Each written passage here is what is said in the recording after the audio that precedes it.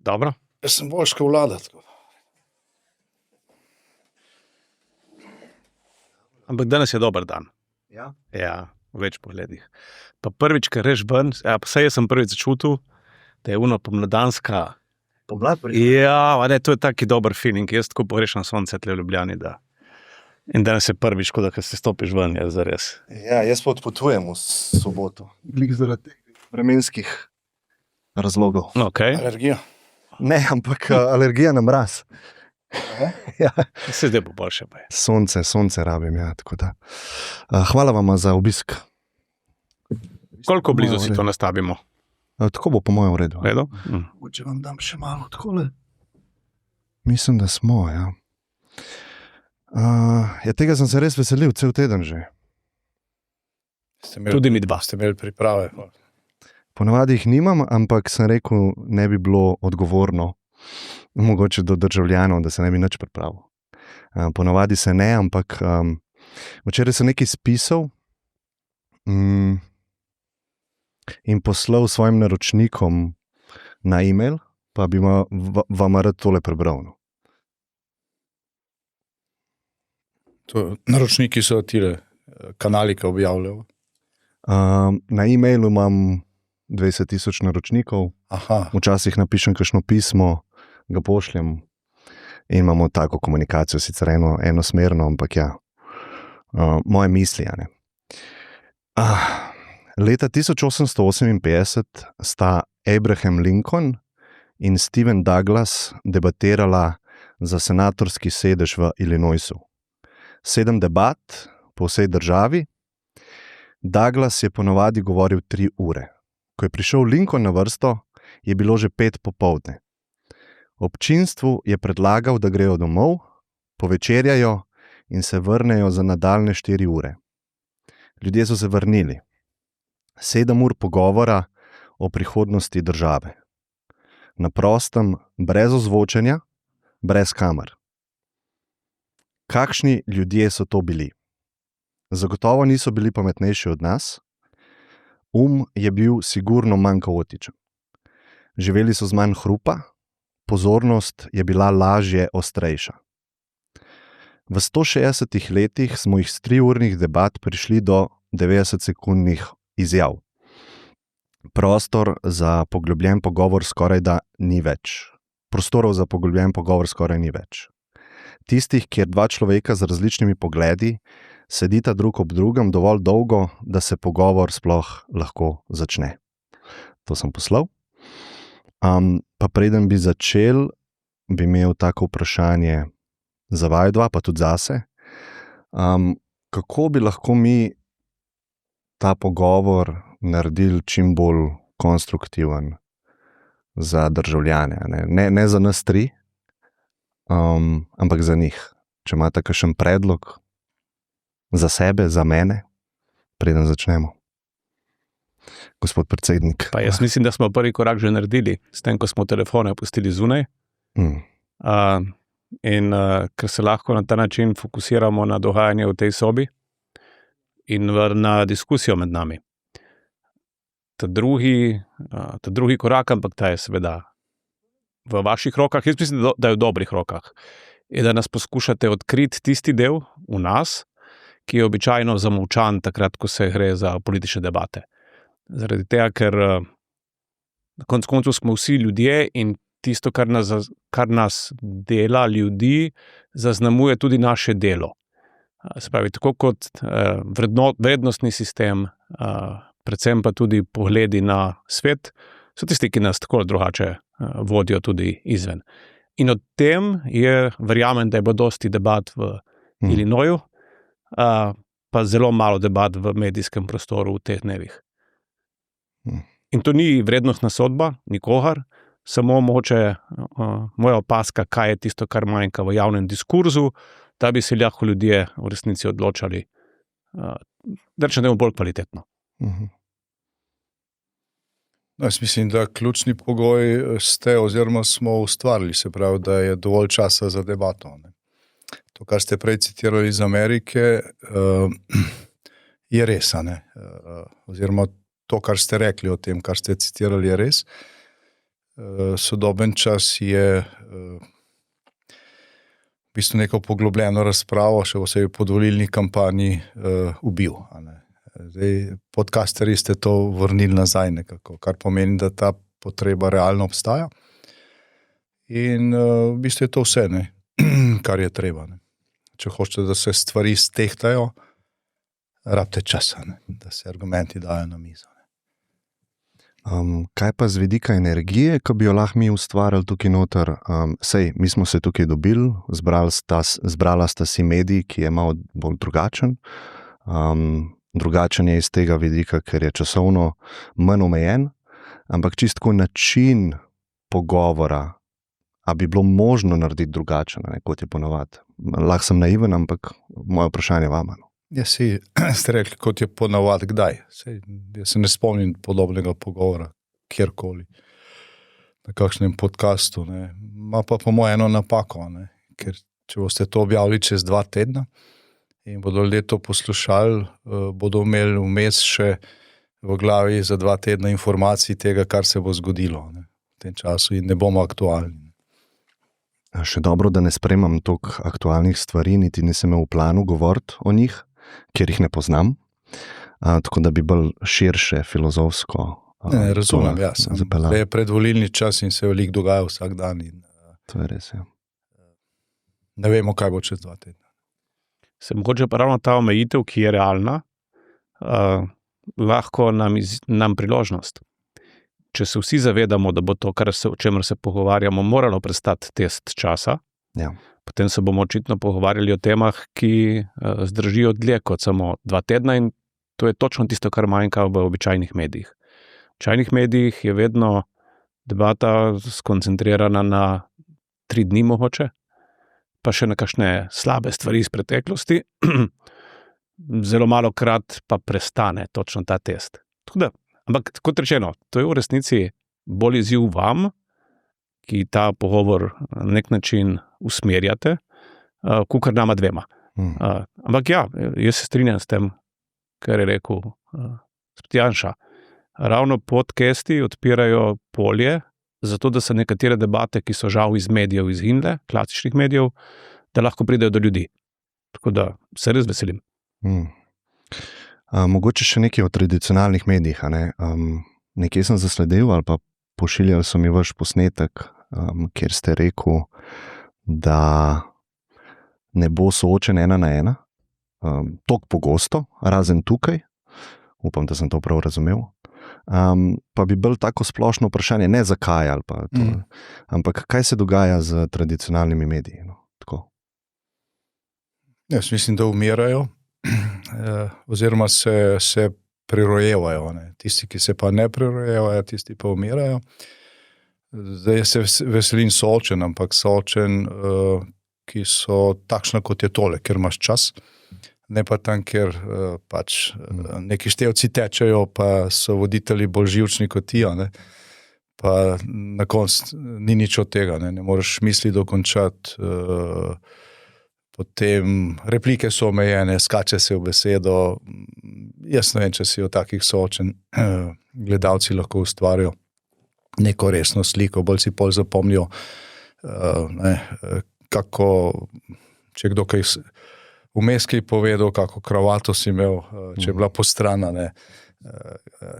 Skratka, jaz sem predlagal nek ameriški način soočenja, se pravi nek nevtralen teren, vsak pripelje 2 novinarja, za katera misli, da sta kredibilna, lahko smo tam 4 ure, vprašajo karkoli. Zdaj hoditi na nacionalno televizijo, ki je očiščena, ne, ni nobenega smisla. Tradicionalni mediji. Jaz mislim, da bom izhajal drugje. Človeški možgani so žal še vedno programirani enako kot pred 10 000 leti. Kaj to pomeni? Že takrat je bilo jasno, da tista informacija, ki je bila pomembna za preživetje, je bila slaba informacija. Ali je lev pri vodi? Ne, kje raste banana.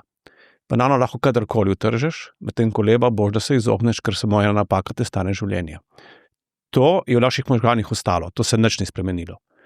In mediji, klasični, v želji po pritegovanju, ne samo oni, še kakšni drugi, po želji po pritegovanju ali pa v zadržanju gledalcev, ker je boljše, ker izgubljajo dejansko gledanost, so se vedno bolj usmerili v pot hitrih dopaminskih šusov, tudi ne samo pri novicah, ampak tudi pri zasnovi soočenj političnih. To se je tudi pokazalo na zadnjih 2. Ko se debata avtomatsko prenese v polje stalne preže, stalne nevarnosti, kaj izgine iz nje najprej? Spoštljivost in spoštovanje med sogovorniki.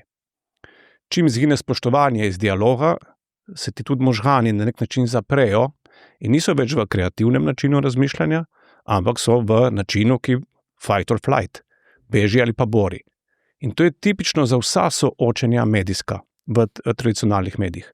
Mogoče na prvi pogled za gledalca zanimivo, gladiatorski boji, ampak zelo malo pa pove o tem, kakšna bo pa prihodnost, če bo kdorkoli od prisotnih dejansko dobil v roke moč odločanja oziroma vladanja v državi. Zato ustvarjanje vzdušja, kot je tukaj, kjer nihče ne pričakuje gladiatorskega boja, ampak v spoštljivem tonu razglabljanje o prihodnosti, o filozofiji, če hočete, življenja, karkoli, se mi zdi, da je tisto, kar ljudem v resnici manjka, kar jim mediji danes tradicionalni ne dajejo več. Celo klasična socialna omrežja ne dajejo več tega. In tle ste podcasterji dejansko, ne bom rekel, da ste jo iznajdli, ponovno ste jo našli, to tržno nišo, za tiste ljudi, ki si želijo umirjen ton, pa hkrati malo bolj tako sproščen, pa poglobljen, oboje skupaj. Ampak mislim, da je ključ v umirjenosti, da je ključ v nesenzacionalizmu in ne iskanju hipnih adrenalinskih šusov. To je moj pogled, ko vidim ta del, ki dejansko v klasičnem medijskem prostoru vedno bolj manjka. Kam pa umestiti neodvisne ustvarjalce ali pa influencerje?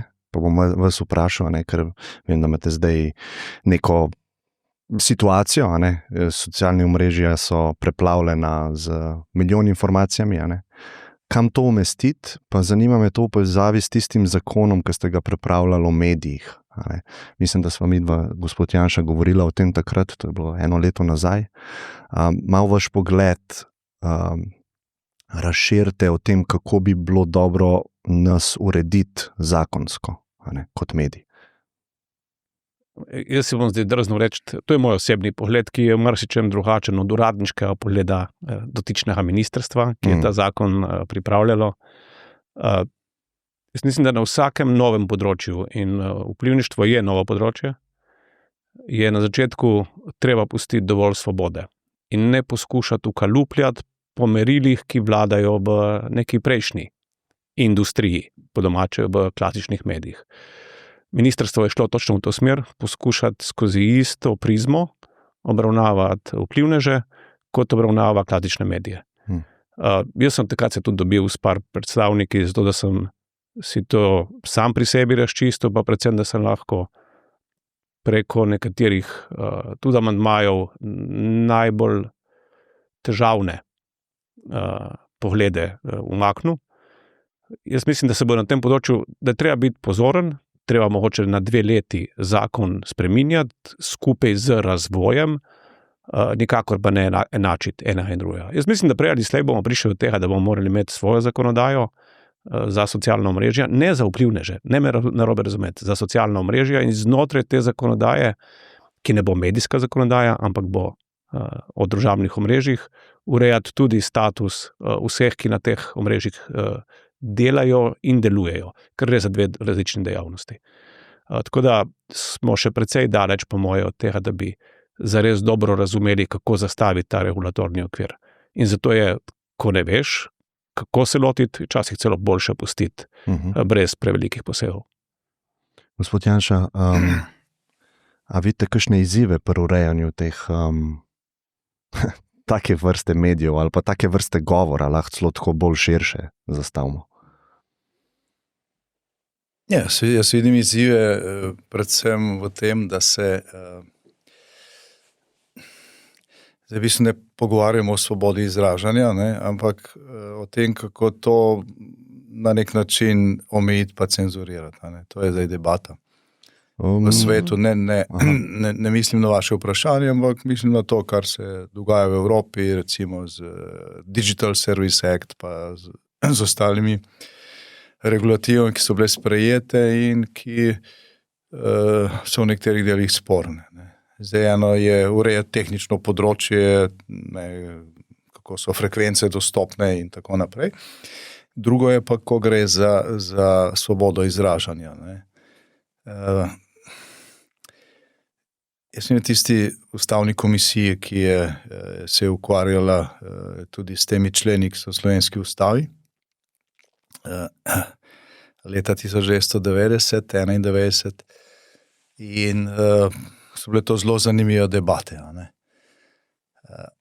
In na koncu so v ustavo prišle splošne informacije oziroma splošne formulacije, ki so prave, izhajajo iz bistva. Govori se o svobodi izražanja, o svobodi posameznika, o človekovi pravici, da se lahko svobodno izraža in da lahko svobodno izbira veroizpoved. Ne govori se o svobodi medijev. Medij nima človekove pravice. Medij je sredstvo, ki naj bi omogočal, da se vsak svobodno izraža, pa da informacije pridejo do ljudi. Če pa zdaj pogledate, recimo, če bi pogooglali, kolikokrat se je beseda svoboda izražanja uporabljala v zadnjih 10 letih v celi Evropski uniji in kolikokrat je bilo uporabljena beseda svoboda medijev, boste dobili razmere najmanj 1:10, 10 ali pa 10:1 v korist spreobračanja, se pravi v korist svobode medijev. Seveda treba zagotoviti tudi to, da imajo različni mediji oziroma da imajo mediji v neki državi enakopraven tretma, da ni monopolov, recimo. Ampak to ni človekova pravica, to je stvar regulatorja potem, pa drugih stvari. Zdaj, tisto temeljno bistvo, svoboda izražanja in svoboda veroizpovedi, je pa pri nas skozi zakonodajo, ne samo zdaj, ampak še posebej zdaj, pa tudi že prej, počasi prešla v neko sfero, ki je pripeljala do tega, da se zdaj pogovarjajo o tem, kako neke zadeve regulirati, kako omejiti svobodo izražanja. Zdaj, ko se je ravno ta debata odprla o zakonu, ki je prej omenjen, sem šel jaz brati prvi amandma k ameriški ustavi. To je zadeva stara več kot 200 let, takrat ni bilo interneta, ni bilo televizije, ni bilo radija, bil je samo tisk. Pa se dogovori, pa debate, kot ste jih prej omenjali, iz te senatne tekme. Pa kljub temu, če preberete ta besedila prvega amandmaja k ameriški ustavi, zadeva stoji. Ne samo, da stoji v nekem splošnem smislu kot naši členi v ustavi, ampak je tudi zelo konkretizirano. Se pravi, pred več kot 200 leti so se tisti, ki so to pisali, Thomas Jefferson in ostali, zavedali pomena svobode izražanja, svobode posameznika za demokracijo. In mi smo se od tega zdaj odmaknili. Pa ne zaradi interneta, pa zaradi teh novih tehnologij, ker to čisto nič ne spreminja tega. Spreminja samo tehniko, spominja dostop, spreminja definicijo medija, če hočete. Danes smo praktično vsi, ki imamo pametni telefon, lahko mediji. In smo. Vsak, ki ga uporablja tako ali drugače, da nekaj objavi, je v bistvu medij.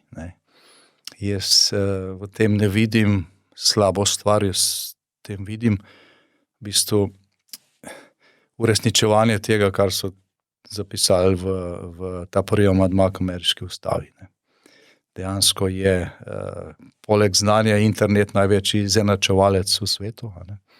Ker so informacije ali pa zelo veliko informacij, kljub temu, da je tukaj džungla in da ni vse dobro, ampak vsaj 90% informacij, ki so pomembne za naše življenje, je danes dostopnih vsem. Se pravi, bogatemu revežu, nekomu, ki je v Afriki, pa ima dostop do interneta, ali pa nekomu, ki je na Manhattanu v Združenih državah. Ne. In temu seveda sledi tudi širitev te možnosti svobode izražanja. Ne. In jaz mislim, da tukaj ni treba nobenih posebnih regulacij, kar se tiče te temeljne človekove pravice do svobode izražanja. Potrebne so pač tehnične regulacije, kar se tiče dostopa do frekvenc. Kakšnih frekvenc? In ostalo. Radijskih? Seveda. Še vedno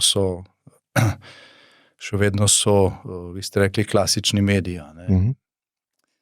Recimo radio je en tak poseben medij, za katerega je pred 30 leti veljalo, da bo umrl. Ne. Prihaja internet, pa radio ni več pomemben, najprej ga bo rinila televizija, ne. Potem pa internet, pa ga ni. Pa ga ni, še vedno ima približno enako vpliv kot pred 30 leti in veliko ljudi tudi vaše pogovore posluša, ne, tako ali drugače, in jih ne gleda, ne, se pravi, ker se voziš, delaš kaj drugega, pa še vedno lahko slišiš, ne. Mislim, da tukaj so pomembne frekvence, radijske frekvence so še vedno nacionalno bogatstvo, ne. Zdaj, kar se tiče pa tega bazičnega medija, to smo mi, ne, ki zdaj lahko uporabljamo to tehnologijo, tukaj pa morajo veljati neka splošna pravila, ki tako velja za posameznike, ne. Se pravi, da mora obstajati svoboda, ki pa je vedno omejena z svobodo drugih, se pravi, ne sme posegati v tisto, kar je bazično tudi za drugega, ne. In če se držimo teh temeljnih principov, lejte, tudi dobrih zakonov ni težko napisati. A imate kakšno misel na to? Jaz mislim, da je vseeno treba ločiti med internetom kot platformo, če hočete prostorom, kjer se srečujemo, in med tem, kdo se tam nahaja. Tudi pri vplivnežih, jaz mislim, da ne gre toliko za svobodo govora, te ne vidim kot, da bi jo kdorkoli skušal omejevati. Včasih je še kvečjemu težava razbrati med resnično pa neresnično informacijo, ampak bi ta del spustil.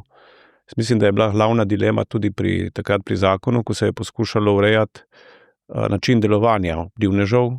To je predvsem tistih, ki uporabljajo internet, v širšem pomenu besede, tudi za svoje preživljanje. In tukaj mislim, da gre predvsem za nerazumevanje v veliki meri tudi obstoječih struktur.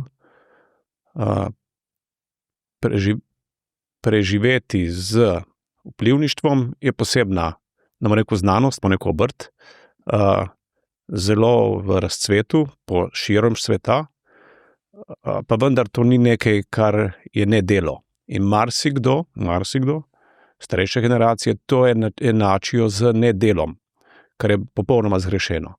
Ali pa z nečim, kar ti dobesedno denar sam od sebe teče, ti se pa malo afnaš po spletu. In ker vem, kako trdo je treba delati, če želiš kot vplivnež, to tudi monetizirati. Zato tudi vem, da je bil v tem delu medijski zakon narobe zastavljen, ker je posegel. Namesto da bi se držal samo svobode izražanja, je posegel tudi v ekonomski del, v enem delu na začetku. Kasneje je bilo to v večji meri odpravljeno. In ta ekonomski del vplivništva, če želite, je pa tisti, kjer bi pa dejansko morali biti bistveno manj striktni, tudi z vidika inšpekcij in z vidika nalaganj označevanj oglasov in podobno, zaradi tega, ker so si klasični mediji že izborili svoj način, svojo regulacijo, ki jih ne omejuje pri svojem delu, medtem ko pa vplivnežih pa nismo še tako daleč. Mislim, da tukaj še manjka še kar nekaj korakov, da bomo lahko rekli, da bi regulacija, kot se izvaja, ne po nepotrebnem birokratizirala. To je čisto administrativne omejitve, ki ne vplivajo na kredibilnost podane informacije, v veliki meri pa otežijo delo prav tem podjetnikom na spletu. Tako da ta del je tisti, kjer res vidim, da z razumevanjem v naslednjih 2 letih lahko pridemo do enega kvalitetnega premika, ko bo zakonodaja bolj pisana točno temu mediju na kožo, na način, da ga ne bo po nepotrebnem dušila, hkrati bo pa preprečevala škodljive prakse, ki se pa vedno pojavijo, ker pač ljudje, nekateri si ne znajo pomagati pri tem. So zelo v manjšini tej. Ko smo glih pri tehnologiji, pa mi je na pamet padla stvar, ki si jo mladi verjetno želimo, pa vidva imata mogoče nek vpliv, da se to zgodi, pa me zanima, zakaj se ne zgodi, kakšni so izzivi, da bi volitve obstajale ali pa imele možnost elektronske oddaje glasu. Pa lahko vi začnete, gospod predsednik. Ja, to je bila tudi moja ideja že pred tem mandatom. Formalnih razlogov je več, vsebinskih zelo malo. Jaz mislim, da moramo dozoreti na eni strani tehnološko kot družba, na drugi strani, spravi vsi kot uporabniki, moramo zato dozoreti. Na drugi strani pa moramo tudi vzpostaviti dovolj varen, poudarek je na varnem, digitalnem sistemu, ki bo to omogočil. Mogoče prav projekt, ki se zdaj pelje, in to je odprtokodna platforma, na kateri ne bi kasneje tudi umetna inteligenca delovala, spravi nacionalna platforma, ki bo seveda kot nujen predpogoj imela sistem identifikacije.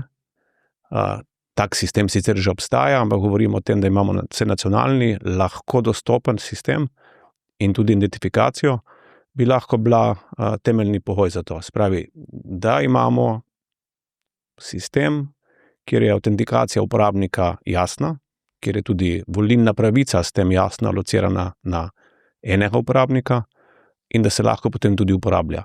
Jaz res smatram, da je ključni predpogoj je sistem identifikacije. Ko to imamo, se lahko temu prilagodi. Ampak rabimo pa medvarno okolje. To varno okolje se vzpostavlja, zdaj močemo kasneje več govorijo o tem, se vzpostavlja. Jaz računam, da bi ga lahko imeli v roku 1 leta delujočega in takrat bo nastopil tudi čas za, jaz jih bom imenoval napredne aplikacije, ker v resnici digitalne volitve so samo napredna aplikacija, takrat, ko imamo podatkovno bazo nacionalno vzpostavljeno, ko z njo upravljamo na pravi način in ko je varna, poudarek je na varnosti. Tako da, jaz mislim, da tekom naslednjega mandata lahko pridemo tehnološko do točke, ko bo to povsem izvedljivo.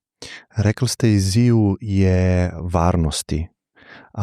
Varnost, ki je zdaj v veljavi, ko karkoli zdravstvenega urejam prek interneta ali pa prek certifikata ali pa celo 100,000 evrov lahko nekam pošljem prek spletne banke. Imate v mislih, da to ni dovolj varno za oddati glas, za identificirati sebe kot volilca in oddati glas na volitvah? Da in ne. Ja, ko bi vsi imeli Sigenco, na primer, če bi se Sigenca uporabljala za identifikacijo, ampak žal so razmerno komplicirana, zato da jo predvsem starejše generacije še ne uporabljajo. Se to je samo ena izmed opcij oddaje glasu. Drži.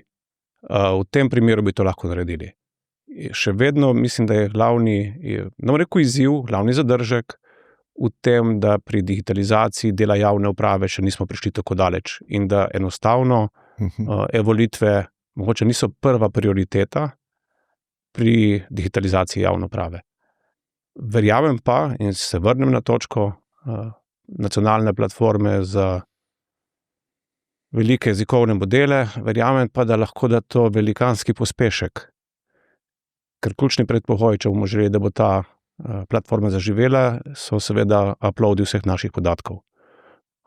In takrat postane stvar popolnoma drugačna tudi z vidika dodajanja aplikacij. Takrat bo možno aplikacije dodajati neprimerno lažje, kot je danes, ko vsak deluje na svoji podatkovni bazi, tudi javni sistem, zdravstvo ima svojega, javna uprava ima svojega, volilna komisija državna bi imela svoj podatkovni sistem. In to je enostavno z vidika tudi resursov, ne samo časa, ni rešitev, ki bi lahko hitro delovala, in zato tudi ne vidim posebnega smisla v tem trenutku je razvijati, ker kot rečeno, jaz sem pripričan, da bomo v 2 letih na točki, ko bomo lahko to izvedli bistveno hitreje, pa predvsem odporno tudi na vse izzive prihodnosti.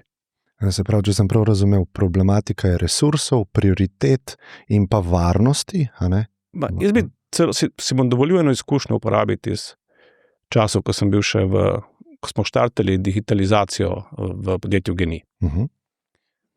Mi si vsi pod digitalizacijo, pa laik, tudi jaz, preden sem stopil to je 10 let nazaj, sem si predstavljal, da digitalizacija pomeni, da bomo začeli uporabljati neko orodje ali aplikacijo.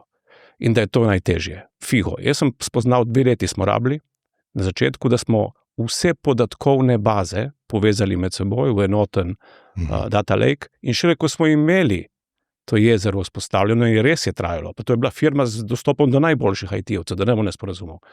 In potem, ko smo to vzpostavili zares, in peskovnike, in podatkovne jezera, še takrat smo lahko začeli aplikacije učinkovito razvijati na način, da so bile uporabniku, to pomeni vsem zaposlenim, enostavno dostopne, pa jasne, pa vsak se je lahko začel z njimi ukvarjati. Dokler ne urediš podatkovne strani, backenda, so aplikacije super, se slišijo, ampak da bi pa res zaživele po celotnem kolektivu ali pa po celotni družbi. In to je ta moja, če hočete, moj pogled. Verjamem, da je prva točka, ki jo moramo urediti, enotna podatkovna baza vseh javnih podatkov. In, kot rečeno, vem, da smo na dobri poti, ker smo zelo daleč v konkretnih pogajanjih s konkretnimi ponudniki natančno za to.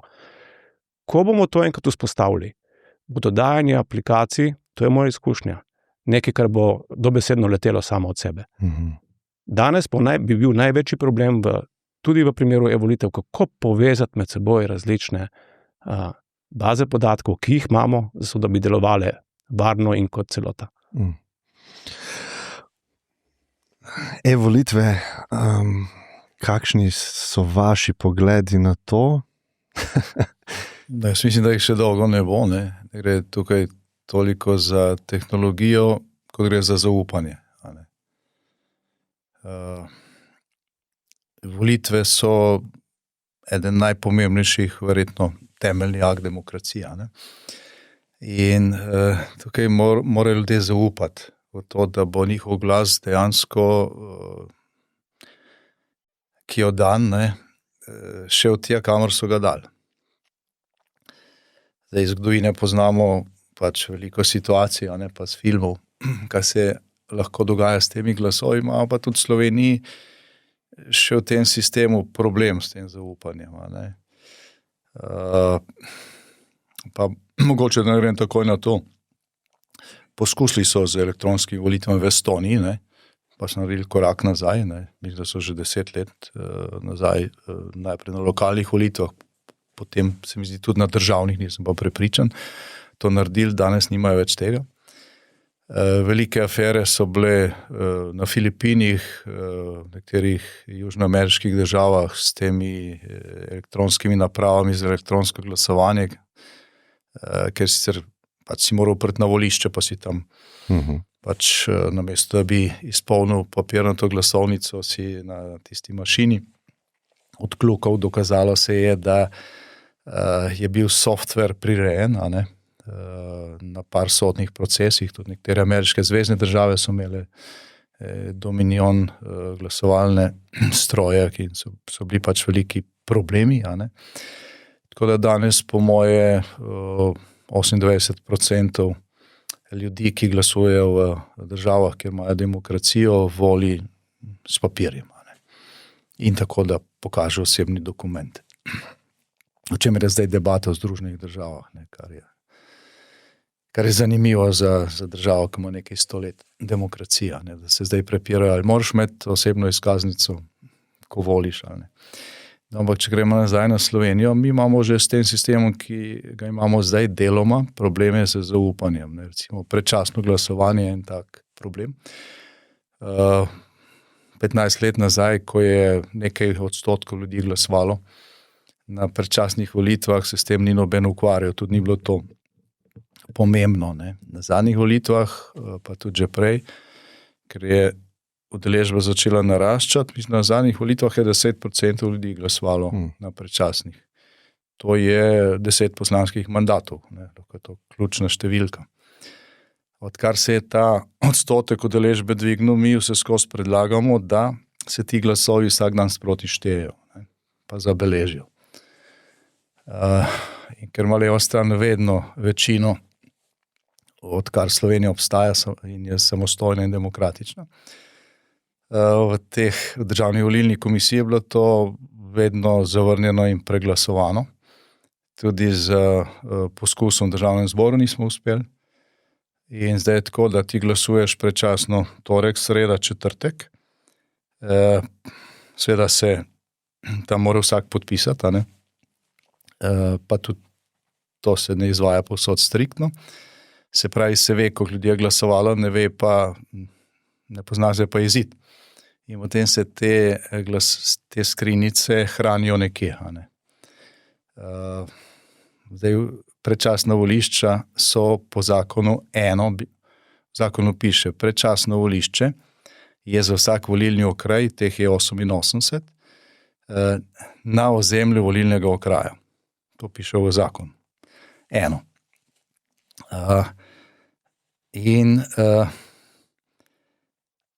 Tudi ta del zakona se krši. Ne? Zdaj, letos ne bi bilo 14 volišč, se pravi za 14 okrajev, v Stožicah. Ne. Na prejšnjih volitvah so bila ta volišča skupaj na Gospodarskem razstavišču. Ne. Kljub temu, da zakon to izrecno prepoveduje oziroma določa, da mora biti volišče v vsakem kraju.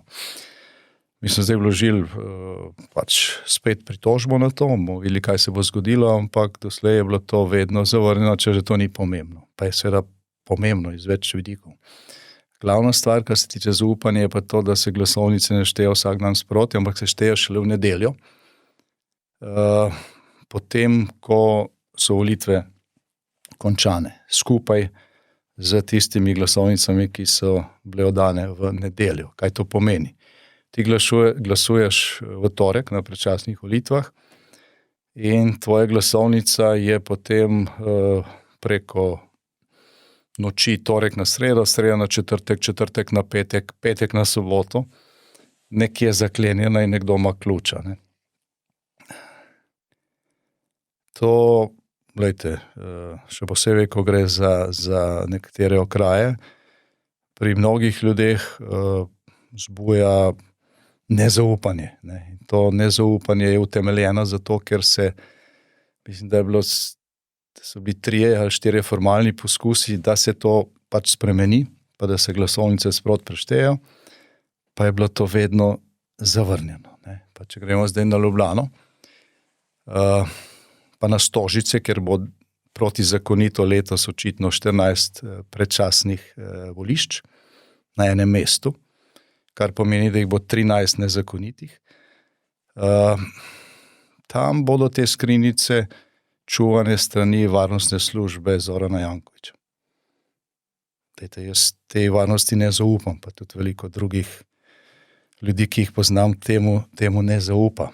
Ne bilo nobenega problema, če bi se glasovi prešteli vsak dan po končanem glasovanju, bi se to zapisalo v zapisnik, lahko se objavi, lahko se ne objavi, to je čisto vseeno, ne, sej to ni glavni del volitev. In potem so zaradi mene te skrinjice kjerkoli, ne, ko je prešteto. Zdaj pa ni prešteto, razumete?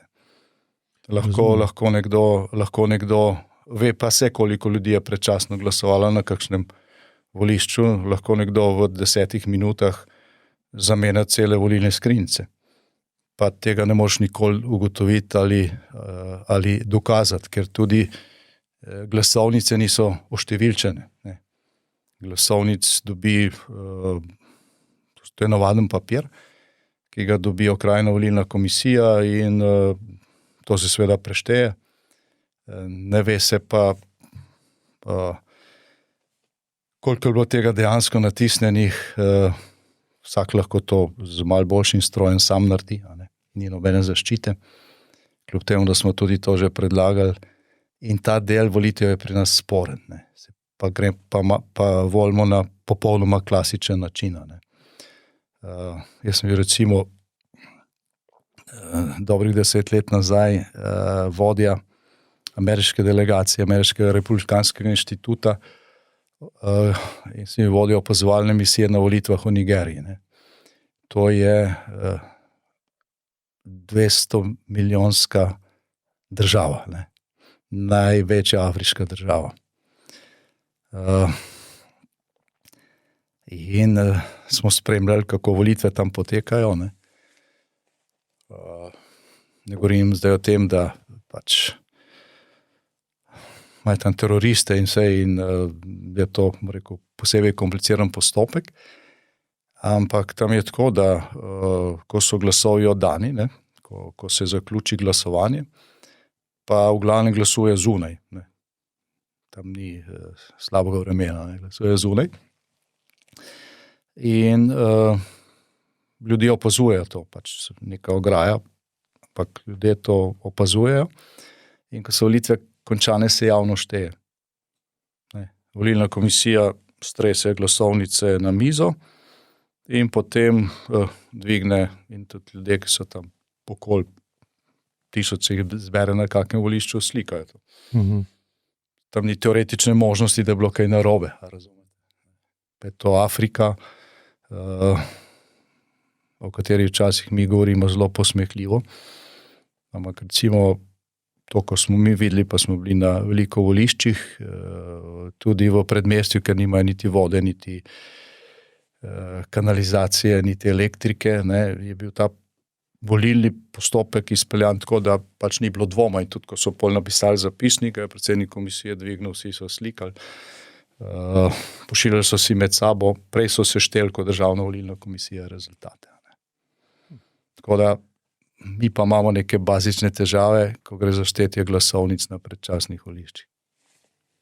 A bi se strinjali s tem, gospod predsednik, da ne vemo sicer, nisem slišal kot obtožbo, samo da bi bilo dobro ta sistem narediti bulletproof, ne, ali pa vse narediti, da ne more do ničesar prideti. Ne.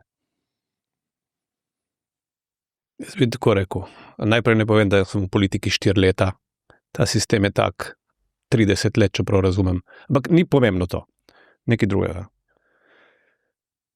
Mogoče potem, kar poslušam, je to še en razlog več, zakaj bi bilo boljše digitalizirati, ker se papir očitno lahko zlorabi, ampak jaz do zdaj nisem imel občutka, da bi se v Sloveniji volitve kot take spravljale pod vprašaj. In priznam, da teh postopkov niti se nisem nikoli z njimi ukvarjal, niti jih ne poznam. A je to priznanje na mestu ali ne, ni toliko pomembno, ampak res se nisem s tem ukvarjal. In jaz, zakaj se ne ukvarjam s postopki, kot je, na primer, volilni? Zato, ker mislim, da gre pri tem zato, da smo ljudje res različni med sabo. Nekatere pomirja to, da so ekstra skrbni, ker želijo imeti vsak detajl pod kontrolo. Želijo verjeti, da je vsak korak v procesu, na primer volilnem, brezhiben. Tako sem jaz razumel tudi to izvajanje. Spravi, po dolgih desetletjih dobesedno ne samo biti v politiki, ampak usmerjati politiko neke države, kot je Slovenija, še vedno ne verjamejo v to, da so procesi zares kredibilni. To je en pristop. In še enkrat, jaz vem, da marsikoga taki ljudje in tak pristop pomirja, ker deluje, da so stvari pod kontrolo. Jaz sem popolnoma drugačna oseba in se opravičujem. Jaz sem človek, ki sem v nekem trenutku v življenju se odločil, da ko moraš izbirati med zaupati ali ne zaupati, jaz zaupam, zato ker mi je neprimerno lažje. Se me kdaj zadane pol hrbet, ampak meni je neprimerno lažje živeti, če zaupam sočloveku. Jaz verjamem, da so ljudje v biti dobri. Ne glede na to, da obstaja majhen procent tistih, ki niso. Verjamem, da jih je velika večina ali po domače skoraj da vsi dobri in zato v principu zaupam. Zaupam tudi v državo, če te kdaj udari po glavi, in zaupam v to, da bo tudi v prihodnje enako. Jaz zato mirno spim. Jaz res nimam težave s spanjem. Zato, ker me ne preganja da bi moral vsak detajl nadzorovati, da bi zaupal, da se nekaj zgodi tako, kot je prav. Jaz verjamem, da se stvari same zložijo tako, kot je prav. To ne pomeni, da je življenje fair, ni. To nas zgodovina uči, zmeri obstajajo taki in drugačni primeri, ampak meni je to, da zaupam v ljudi, ključna življenjska filozofija. Tudi tiste, ki jih ne poznam.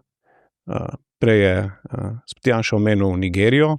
Jaz tudi, če grem med neznane ljudi, kamorkoli že, s katerimi nimamo dosti neposrednih skupnih točk, bom zaupal, da so kot ljudje dobri in jim lahko zaupam. Vse to je tudi draž potovanj v neznano včasih. In se enako obnašam tudi zdaj. Ne samo na funkciji, ampak v svojem življenju. Tako da verjamem, da je vsak proces možno izboljšati. Verjamem. Ampak ne glede na to, na koncu se moramo pa vsak pri sebi odločiti.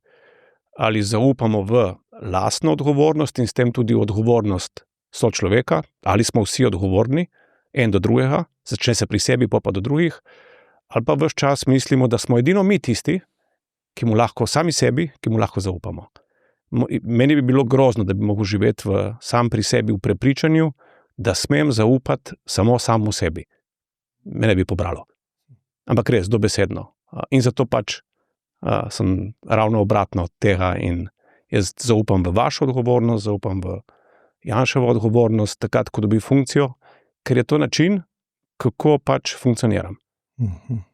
Ampak, gledajte, eno je zaupanje, drugo je, mislim, da se strinjamo, da je treba zakone spoštovati. Ne? Mislim, jaz bom sam tukaj rekel, jaz sem to slišal kot proces, ki ga je možno izboljšati. Vsak proces če nima negativnih posledic, da bi nekdo kopal tam po teh glasovnicah, dobro bi ga bilo uvesti. To, kar je rekel dr. Golob, drži. Ta sistem ni nastal v času te vlade. Nima ta vlada nobene odgovornosti pri nastanku sistema. Ni to že 30 let, ker včasih predčasne volitve niso bile pomembne, ljudje niso glavniti vedeli, kaj so to predčasne volitve. V zadnjih obdobjih je pa udeležba narasla in je to pomembna stvar. In če v zakonu piše, da mora biti volišče predčasnega glasovanja na ozemlju volilnega okraja. Mi jih imamo pa 14 v Stožicah. Je to zakonito ali nezakonito? Priznam, da prvič slišim. To se težko, ampak ne osporavam, samo prvič slišim. Ja. Gre za to, da morda se strinjate o tem. Čisto možno. Ja. Tukaj ne gre za to, da si različno razlagamo to, kar piše v zakonu, ali pa da imamo različne občutke, ali pa da eni zaupamo, drugi ne zaupamo. Gre za to, da v zakonu piše, da mora biti vsakemu kraju možnost, da volivci tam predčasno glasujejo. Mi pa imamo tukaj zdaj najavljeno, ni še, zdaj ta nezakonitost se še ni zgodila, je pa najavljena, 14 volišč v Stožicah. Razumete? Gre za eklatantno kršitev zakona. Ja, če se premaknemo malo naprej,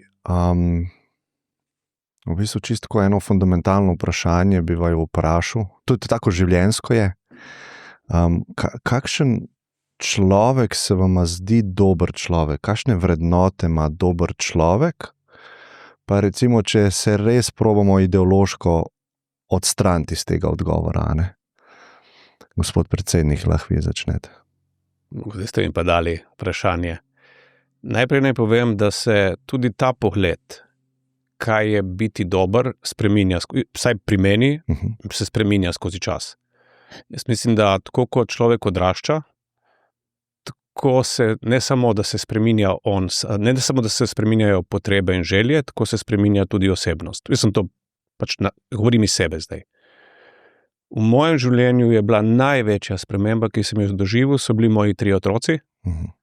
Vsak posebej, vsak s svojimi izzivi, vsak posebej me je spremenil. In to je bila največja sprememba od vseh, kar sem jih tako hipnih ali pa skokovitih sprememb, tudi z vidika, kaj je prav, kaj je pravično, kaj je dobro. Takrat mislim, da vsaj jaz sem bil takrat najbolj soočen s to samorefleksijo. Takrat sem se naučil 2 stvari. Najprej je to, da imaš v rokah neko krhko, ranljivo bitje, ki ti je predano na milost in nemilost, in od tebe je odvisno, kaj bo iz tega bitja na koncu zraslo. In to ni tek na kratke proge, spravi, ni hipnih rezultatov, ne. Je dosti počasnih, oziroma rezultati so počasni, je pa dosti neprenehnega vlaganja. No, neko truda, vse v resnici je ljubezen tista, ki ti pomaga. Tako da, čim čutiš ljubezen, potem je trud nekaj, kar tudi kasneje, ko se spominja, še nekaj sladkega. Ta druga stvar, to je prvi ta, spravi, ni hipnih učinkov in ne moreš pričakovati hipnih, moraš pa vlagati na dolgi rok. In ta druga stvar, ko se soočiš s hendikepi, spravi, ko se soočiš s tem, da ni vsakemu dano, da ima vse tisto, kar imamo mogoče mi trije. In da ni čisto nič od njega odvisno. Kakšen se bo rodil. Se zaveš v resnici, kakšno srečo imamo mi, ki smo v resnici pojem običajnega človeka. No, in to je pa ena posebna dimenzija, ki ti pa dejansko odpre tudi, zdaj tako klišejsko se to, bom rekel solidarnost, ampak solidarnost je itak precenjena beseda včasih, oziroma se je narobe razume v preoskem smislu. Ker ti odpre perspektivo za to, zakaj v resnici si dolžen, jaz bom rekel o dolžnosti govoril, dolžen, če zmoreš več, skrbeti za tiste, ki zmorejo manj. Mene je to naučilo življenje skozi starševstvo, ampak me je pa zaznamovalo kot osebnost tudi na splošno. Ker ko enkrat to doživiš, potem vidiš, kako si soodvisen od družbe, v kateri živiš, in kako nekateri lahko družbi na nekaterih področjih dajemo, na drugih področjih pa družba nam vrača. In ta sopovezanost z družbo in dober človek je tisti, ki se zaveda svoje okolice. Jaz sem se po tem, ko sem se tega zavedal, potem tudi bistveno bolj začel v ožji lokalni skupnosti. Bil sem predsednik krajevne skupnosti, kar ni nič plačano, verjamete, je pa zelo te napolni z vidika tega, ker vidiš pa rezultate svojega dela, pa jih soustvarjaš jih s tvojimi sosedi. Te krajevne skupnosti so fajn, ker so dejansko take mini skupnosti po starem. Nobene birokracije, pa nobenega denarja, samo ljudje. In to je ta dimenzija. In tle vidiš soodgovornost en do drugega, pa solidarnost en do drugega. Tle se naučiš med dolžnostjo pa pravicami, najboljše. Ampak to sem, kot rečeno, to sem postal in z velikim veseljem zagrabil šele potem, ko so me otroci preobrazili v, jaz bom rekel, neki malo bolj odgovoren nivo. Ne bi rekel, da je dober ali slab. Jaz bom rekel, da sem bil prej slaba oseba. Ampak mogoče pa sem pa imel nekatere poglede zaprte, ki mi jih je potem življenje odprlo. In ta del sem prav ponosen, da mi jih je odprlo, ne tako, da bi se počutil, da se moram pred družbo zapirati, čeprav je ta prvi impuls je v resnici, tudi sram pa, pa dajmo se mi zapirati, ampak ne. Je bil v bistvu odpiranje navzven in zaobjemanje tudi bolečine, ampak hkrati zaobjemanje tudi tega, kar lahko ti družba, v tem primeru bližnja družba, tudi da. In to ne govorimo o prijateljih, govorimo v resnici o ljudeh, s katerimi pač sobivaš v normalnem življenju. Tako da, ja, življenje je polno takih, bom rekel, spoznanj. In v bistvu to tudi dela lepega. Kaj dober človek.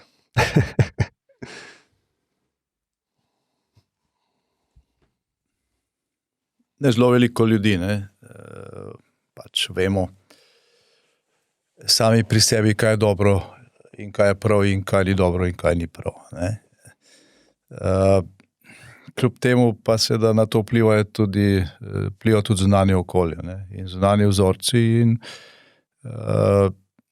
zaradi tega se to, kaj je dobro in kaj ni dobro, pa kaj je prav, pa kaj ni prav, od civilizacije do civilizacije razlikuje. Ampak vaš odgovor. Kaj je dobro? Mi pripadamo neki civilizaciji. Vsi trije, ne glede na to, ali smo verni, nismo verni, ampak pripadamo neki civilizaciji. In ta civilizacija temelji na 10 božjih zapovedih. V bistvu je tukaj vsa podlaga. Ne laži, ne kradi, ne ubijaj, spoštuj očeta in mater, da ti bo dobro na zemlji. Zahodna civilizacija je te temeljne principe, ne, iz 10 božjih zapovedi, ki so stare tisočletja, uokvirila tudi v sistem norm. Ne. Tudi v naši ustavi je to vse drugače zapisano. Ampak so to neke temeljne stvari in dobro in slabo se pač meri po tem. Ne. In jaz tukaj ne vidim med tem, kako jaz osebno gledam na dobro, ne, kaj je dober človek ali pa kaj je dobro pa slabo, nobenega razkoraka. Ne. Jaz se najdem v tej civilizaciji, se pravi, nisem v konfliktu s tem okoljem. Ne. So recimo mnogi, ki pridejo k nam iz kakšne druge civilizacije, lahko v konfliktu s tem okoljem, ali pa če jaz pridem nekam drugam, ne, ker so druge norme, sem pač v konfliktu s tem okoljem, čisto v vrednotnem smislu in iz tega nastajajo potem problemi. Ne. Zaradi česar nas je zgodovina naučila, da kljub temu, da so vedno bile migracije, pa mešanje, pa prehodi in tako naprej, in da to do določene mere narode ali pa civilizacijsko okolje tudi bogatijo, ne, da takrat, ko je tega preveč, pride do konfliktov. Ne. In zaradi tega je pač nek znosen svet pa planet možen samo tako, da se neki okviri spoštujejo, ne, pa da mi neki drugi civilizaciji na drugem koncu tega planeta ne vsiljujemo naših norm, ne, in si hkrati ne dovolimo, da oni vsiljujejo svoje norme k nam. Ne. Pa če gremo mi k njim, spoštujemo njihove običaje, če oni pridejo k nam, spoštujejo naše običaje. Ne. Je pa čisto na taki individualni ravni.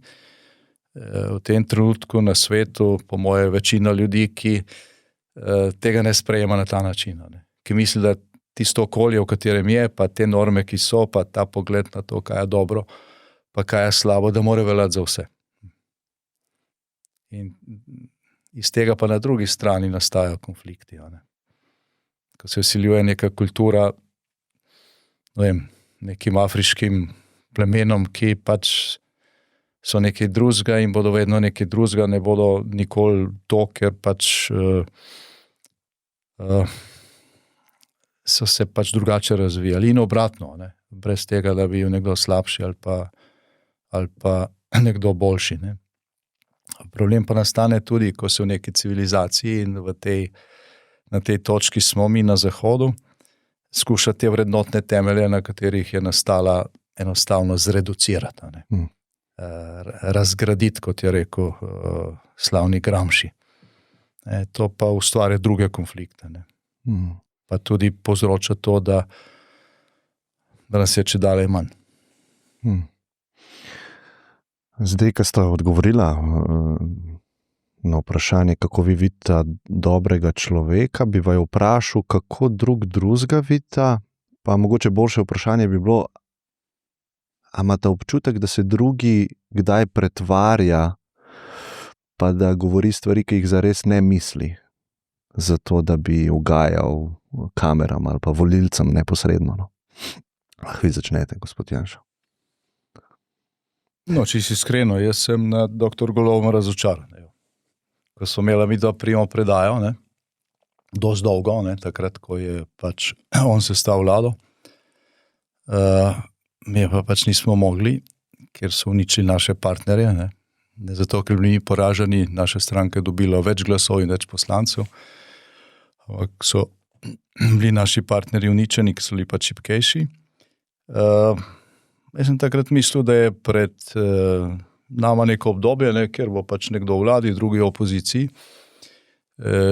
bomo pač en drugega kritizirali, kar je normalno v demokraciji, da pa kljub temu vsi kanali ne bodo zaprti. Ne. Pa da, ko bo šlo za neke stvari nacionalnega pomena, da bo stvar takšna, kot je bila doslej vedno. Ne. Ker sem bil večkrat v opoziciji, večkrat kot vladi in vedno smo imeli neke kanale odprte, recimo z dr. Drnovškom, z Borutom Pahorjem, tudi z Mirom Cerarjem, z Marjanom Šarcem celo, čeprav je imel kratek mandat. In Se mi zdi, da je bilo to normalno, no v tem mandatu tega ni bilo. Ne. Mislim, da nismo imeli niti enega pogovora o tem, kaj je bilo mogoče narediti v situacijah, kjer smo ponujali pomoč, ne, ko je šlo za poplave, ko je šlo za neke res nevarnostne situacije. Tako da jaz mislim, da to ni bilo dobro, no. Iskreno povedano. Pa da se je tudi mandat začel z obljubo o čiščenju janšistov. Mi imamo ustavi člen, ki pravi, da smo pred zakonom vsi enaki, ne glede na raso, spol ali politično prepričanje. Ne moreš pol, ko priješ na oblast, reči, zdaj bomo pa počistili janšiste. Ne.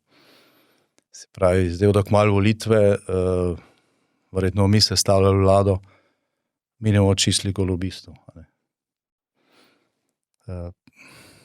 Tukaj se mi zdi, da je bil ena taka izgubljena priložnost. Slovenija je bila boljša, če bi se dalo vsaj pri nekih stvareh zadeve opraviti na ta način, da se ne bi čistili. Ne. Ker to zdaj škodi tudi vladi pa vama. Ne. Recimo, če vi ne bi prekinili naše davčne reforme, ne, bi povprečno gospodinjstvo danes imelo 7500 evrov več, pa vam ne bilo treba skozi odgovarjati na vprašanja, ali se bo razbremenilo delo, pa zakaj ga še niste in tako naprej. Ne. Skratka, vsi bili na boljšem.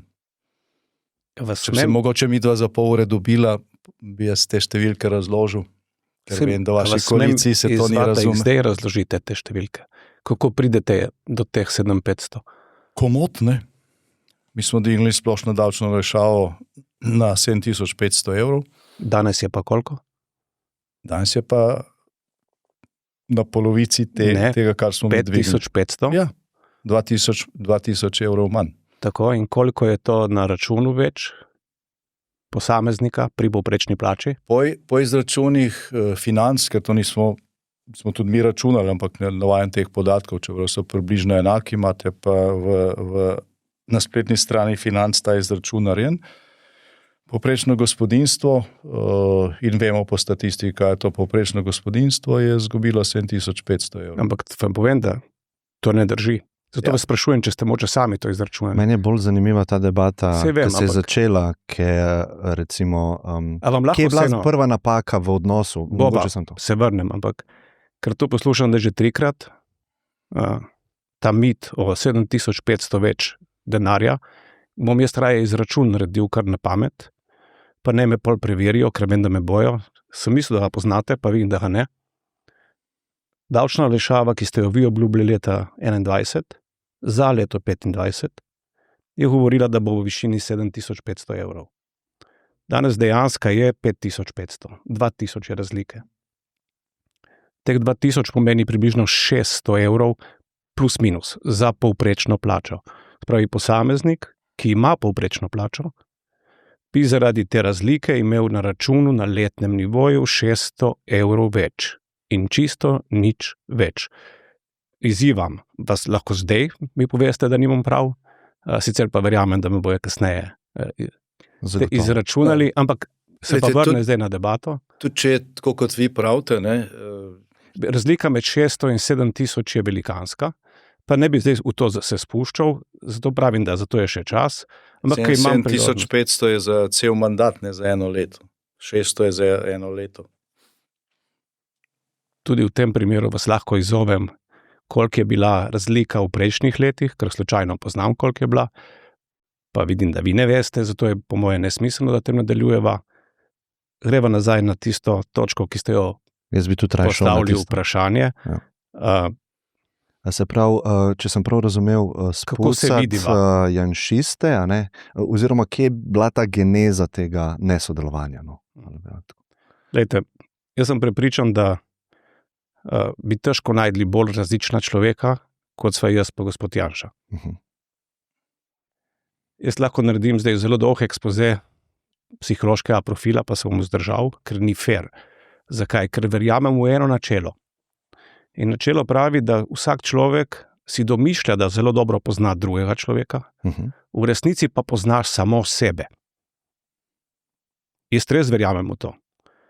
vsak od nas pozna sebe najboljše, vse ostalo je pa samo projekcija in domišljija.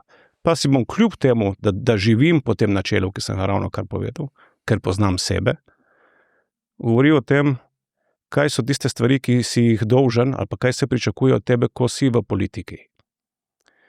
V politiki se pričakuje, da vedno govoriš bolj ali manj politično všečne stvari. Če ne govoriš politično všečnih stvari, takrat na nek način ne prideš dobro skozi. To je omejitev, ki je mene izjemno utesnevala, cel mandat, in sem komaj čakal, da pride do kampanje, ko bom lahko odvrgel ta, če želite, plašč politične všečnosti in začel govoriti spet o stvareh, o katerih razmišljam, katere sam verjamem in katere so del moje osebnosti. Tako da govoriti, da se politiki ne pretvarjajo, to je laž. Politiki so se dolžni pretvarjati, ko imajo javne nastope. Včasih je, kot v tem primeru o izračunih, te pač opremijo z nekim, tudi mene kdaj opremijo s podatki, brez da vem, od kje so do njih prišli, pa povzamem nek vir in potem ga pač uporabljam. Bolj pomembno kot to se mi pa zdi, da naredimo razliko, in zakaj sem rekel, da ne moramo biti bolj različni. Jaz sem prepričan, da če bi jaz bil celo življenje v politiki, bi bil drugačna osebnost. Biti v politiki, kjer si v resnici ves čas na prepihu, ves čas na udaru in tle celo simpatiziram z vsakim politikom, tudi poklicnim. Ves čas si pljuvalnik za javnost. To je nekaj, kar te osebnostno lahko zelo zaznamuje. To je tudi nekaj, kar pri meni konkretno je zelo postavilo pod vprašaj moje osnovno načelo, in to je zaupam v ljudi. Zelo. Ampak z veseljem o tem govorim, ker sem zdržal ta pritisk. Ne trdim, da bi ga zdržal, če bi bil v politiki 30 let. Ne trdim, si ne upam tega trditi. 4 leta sem zdržal to in še vedno verjamem v ljudi, še vedno zaupam ljudi in še vedno verjamem v osebno odgovornost vsakega posameznika. Prej smo dosti slišali zaupanje, nezaupanje, to je prva točka. Druga točka je življenjska pot, kateri sem že prej povedal, da te zaznamuje. Mene je zaznamovala moja življenjska pot, verjamem, da je gospoda Janšo zaznamovala njegova.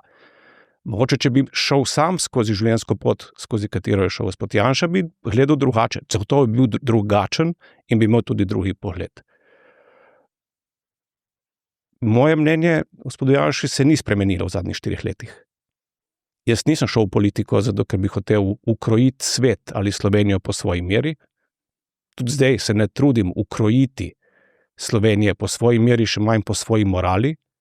Si pa zelo želim, in to sem počel celo življenje, da navdahnem in navdihnem ljudi, da bi bili boljši. Ne nujno po moji meri, boljši. In debata prej, ki mi je bila zelo všeč, je, kaj je dober človek. Jaz si želim, da vsak od nas v sebi najde tisto točko, ki ga dela boljšega, dobrega. In vsak bo najde drugo točko. Smo različni, nič ni narobe s tem. In ko bo najdu vsak pri sebi točko, v kateri je boljši in lahko pomaga drugemu, takrat sem jaz svojo nalogo v širšem družbenem prostoru opravil. Takrat sem jaz postanem nepotreben. Edina točka, ki si jo jaz želim, zakaj sem v politiki, je, da navdihujem. In zdaj sem bom vrnil na eno zanimivo debato, in to je, ki vsi pravijo levo, desno, ideološko. Jaz si upam trditi, da je v Svobodi, to je v stranki, ki jo sam vodim, in tudi potem sva si različna, imamo najbolj diametralna možna stališča na enem mestu. Ne obstaja bolj diametralnih stališč, kot so znotraj Svobode. Stališča med stranko SDS in stranko SD so si bliže, kot so si stališča mojih poslancev na marsikaterem področju. Vem, mi jih lahko zdaj 5 naštejem. In največja umetnost je biti vodja take stranke, kjer veš, niti ne poskušaš vsiliti svojega pogleda, vsiliti svojega mnenja, ampak si v resnici samo moderator, kjer se iz različnosti gradijo boljše rešitve. Pustiš različnosti, celo jih neguješ, to je zelo naporno, verjamete, jih neguješ do točke, ko lahko priješ do boljše rešitve. To je tisto, v kar jaz verjamem, in to je tisto, kar in se z velikim veseljem opišem, in to je tisto, za kar sem 1000% prepričan, da žal za gospoda Janšo ne velja. In zato pravim, da če je on bil mogoče razočaran nad menoj, ker je pričakoval, da bom se ukalupil v politični kalup, ne, jaz sem ostal zvest sam v sebi, ker želim ostati sam v sebi zvest in ker tudi politika niti približno ni moja zadnja postaja v življenju. In mi je zato toliko bolj pomembno, da ja, pustim pečat, ampak pustim pečat kot oseba, ki je zmožna navdihovati ljudi, da ostanejo med seboj različnih pogledov, hkrati delajo za isto dobro stvar. To je to. Se pravi, to, kar je gospod Janša rekel, da vam je bila nudena pomoč pa Da vidim spet vsega sodelovanje. verjeti politikom, kar všečno pojejo pred volitvami. Ja, ne, nisem rekel, da Zato sem verjamem pa tem. govoril o sebi. A ste opazili razliko? Jaz sem vam govoril o sebi.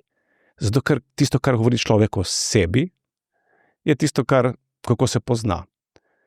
Ko bi jaz govoril o njemu, kaj vse si mislim, kaj vse je zavrnil, to je nesmiselno. Vse ljudje si sami ustvarjajo mnenje o ostalih ljudeh. Govoriti danes o tem, kaj vse je bilo ponujeno pred 3 leti, pa bom spomnil samo na eno stvar. Čim je bil parlament bil osnovan, še preden je bila vlada postavljena, je bilo vloženih 30 zakonov, zato da se je onemogočilo za 3 mesece sprejemanje novih. Od 1. julija naprej, leta 2022, poslušam napovedi o razpadu vlade, koalicije in podobno, pa smo še zdaj tle. Prazne obljube ali bom vzel nazaj. Prazne besede o tem, kako je bilo sodelovanje ponujeno, pač niso kredibilne. Mi je žal, da se moram do tega opredeliti, ker sem prišel sem z namenom popolnoma drugačnim, ne da se prerekava o preteklosti, ampak da izmenjamo poglede na prihodnost. In jaz bi si zelo želel, ko bi imela zdaj debato o prihodnosti. Zakaj? Preteklosti se ne moreš ne spremeniti, ne moreva je spremeniti. In sem že opazil in se niti ne trudim, tudi pogledov ne moremo, če so različni, uskladiti. Toliko zgodb iz preteklosti, ne samo zadnjih 4 let, zadnjih 30, zadnjih 70 je, da sem se nehal ukvarjati z iskanjem konsenza o preteklosti. Z velikim veseljem se pa ukvarjam z iskanjem konsenza o prihodnosti. Ne, sej. Jaz sem v bistvu hotel povedati, da nas je v Sloveniji premalo, ne, da bi se izključevali, pa da bi se čistili med sabo. Ne. In kar se tega tiče, je bil ta zadnji mandat poseben. Ne. Ni bil to prvi mandat, odkar Slovenija obstaja, 35 let bo junija. Recimo, ko je bil dr. Drnovšek predsednik vlade, so mi približno enkrat na mesec šla na nek sprehod tam po Brdu, ne?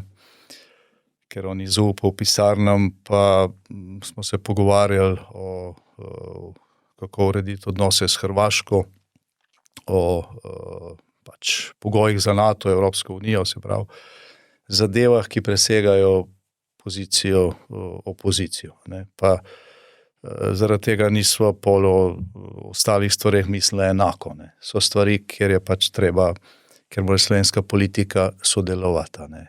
Ko smo imeli vlado 2004-2008, pa je bil recimo Borut Pahor nekje vodja opozicije, mi smo takrat skupaj uskladili 50 sistemskih zakonov, ker smo jim ponudili partnerstvo za razvoj in tam, kjer smo se uskladili, smo skupaj glasovali, tam, kjer se nismo, pač je koalicijska večina glasovala. Zdaj, ko je bil predsednik vlade Borut Pahor, ne, je pač njegova stranka bila malo posebna, pa kriza je bila in tako naprej, ampak mislim, da smo se vsaj vsake 2 meseca dobili okrog nekaterih ukrepov in marsikaj tudi, kar se tiče tega protikriznega menedžiranja, skupaj naredili. V tem je bila naša krizna vlada, pa smo spet naredili neke vrste partnerstvo za razvoj in tiste ključne zakone. S kom pa?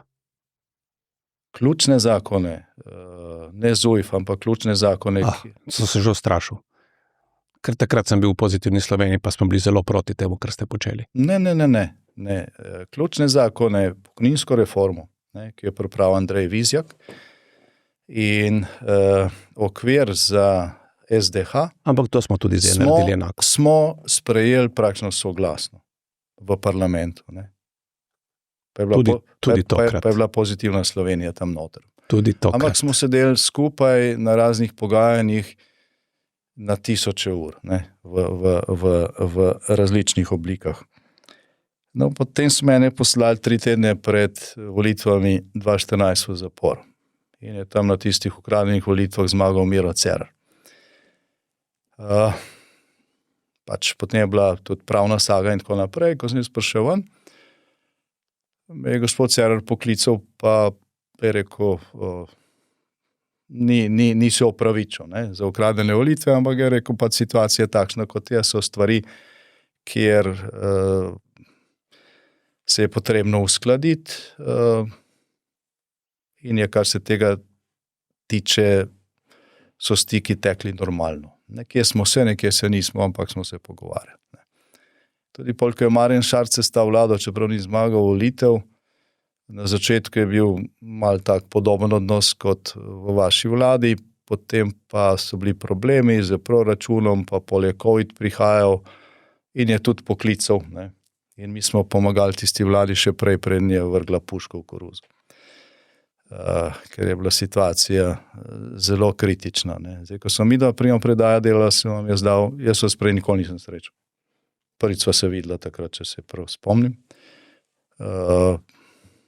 Dal sem vam številko, rekel sem, kadarkoli bo kakšna taka stvar, znanje politika, vojna je bila v Ukrajini. Jaz sem nekaj vedel v Ukrajini, ne. Po situaciji v Evropi glede tega, kadarkoli, ne, me lahko pokličete. Ja, bom rekel, da sem sedel ob telefonu pa čakal klica. Ne. In sem vas poklical. Samo v času poplav smo se enkrat dobili.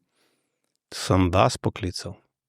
V času poplav, ne? To je bilo Že prej. Ampak nič hudega. Ne, glejte, telefoni hranijo evidenco. Absolutno. Tako da lahko to pogledamo. Ampak vi si želite sodelovanja? Ne, gre za to, da tako sodelovanje mora biti, razumete, ker smo ena država, nekateri problemi so za vse enaki, imamo znanje okolje, ki je za vse enako, grožnje so za vse enako. To ne pomeni, da mislimo različno, pa da misli nekdo v kalupi drugega. To pomeni, da takrat, ko gre za zadeve, ki zadevajo vse nas, je pač treba iskati nek konsens, ampak rešitve, ali pa se vsaj pogovarjati tudi preko polov. No. In tega v teh zadnjih 4 letih ni bilo in rezultati so temu primerni, žal. Jaz bi si res želel, ampak očitno bomo ostali v preteklosti in se opravičujem, ker sem pa dolžen odgovor. Moram reči, da sama dobrota gospoda Janše, jaz žal ne verjamem v večino tega, kar je bilo izrečeno. Pač to je moja pravica, da ne verjamem. To je vse preverljivo. V vašem svetu zagotovo. Ne, v realnem svetu, ker obstajajo ljudje, ki sem jih citiral, pa jih lahko vprašate. Bom povedal samo tisti del zgodbe, v katerega sem sam doživel. Jaz nikoli ne bi bil v politiki, če se vlada Janeza Janše ne bi vmešala v moje delovanje v podjetju. Nisem imel nobene ambicije hoditi v politiko.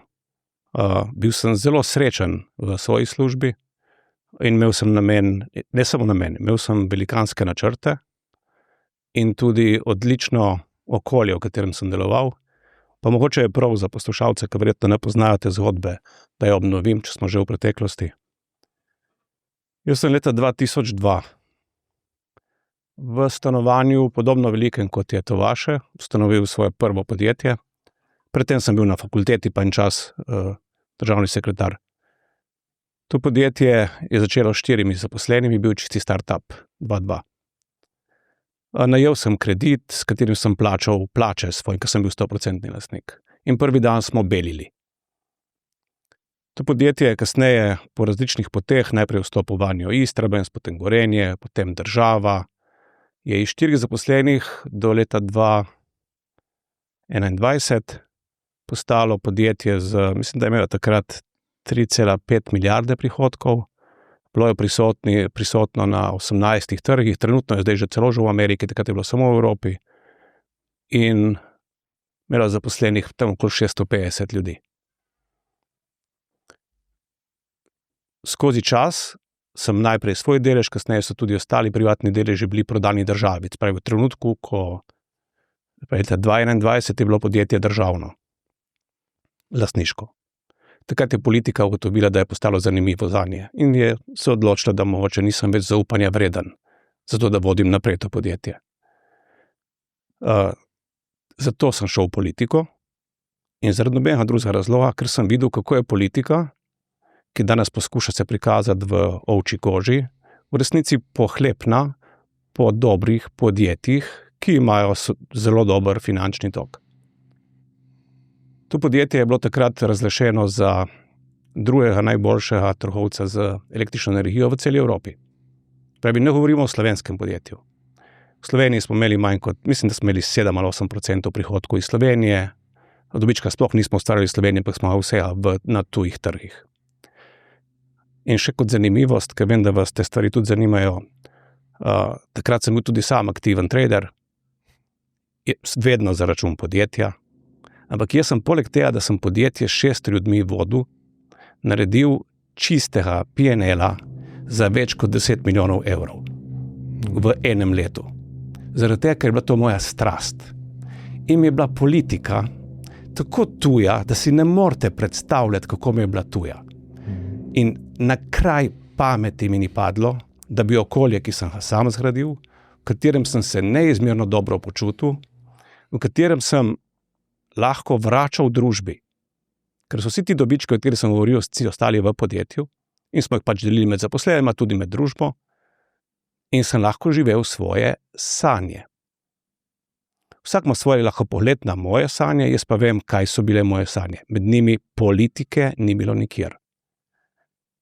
In če je kaj zaznamovalo vaš mandat, ta zadnji, ne bom govoril o prvem, ga ne poznam, vaš zadnji mandat, je bilo ravno to, da so se sanje ne samo meni, prevelikemu številu Slovencev, ste uničili sanje v zadnjem mandatu. Zato vam zadnjih volitev nihče ni ukradel, nihče vas ni zaprl, zato da bi vam onemogočil vašo politično pot, ampak smo vam ljudje, ki ste jim ukradli sanje z vašim načinom vodenja vlade, ki je bil vse drugo kot demokratičen, smo vam ljudje rekli dovolj.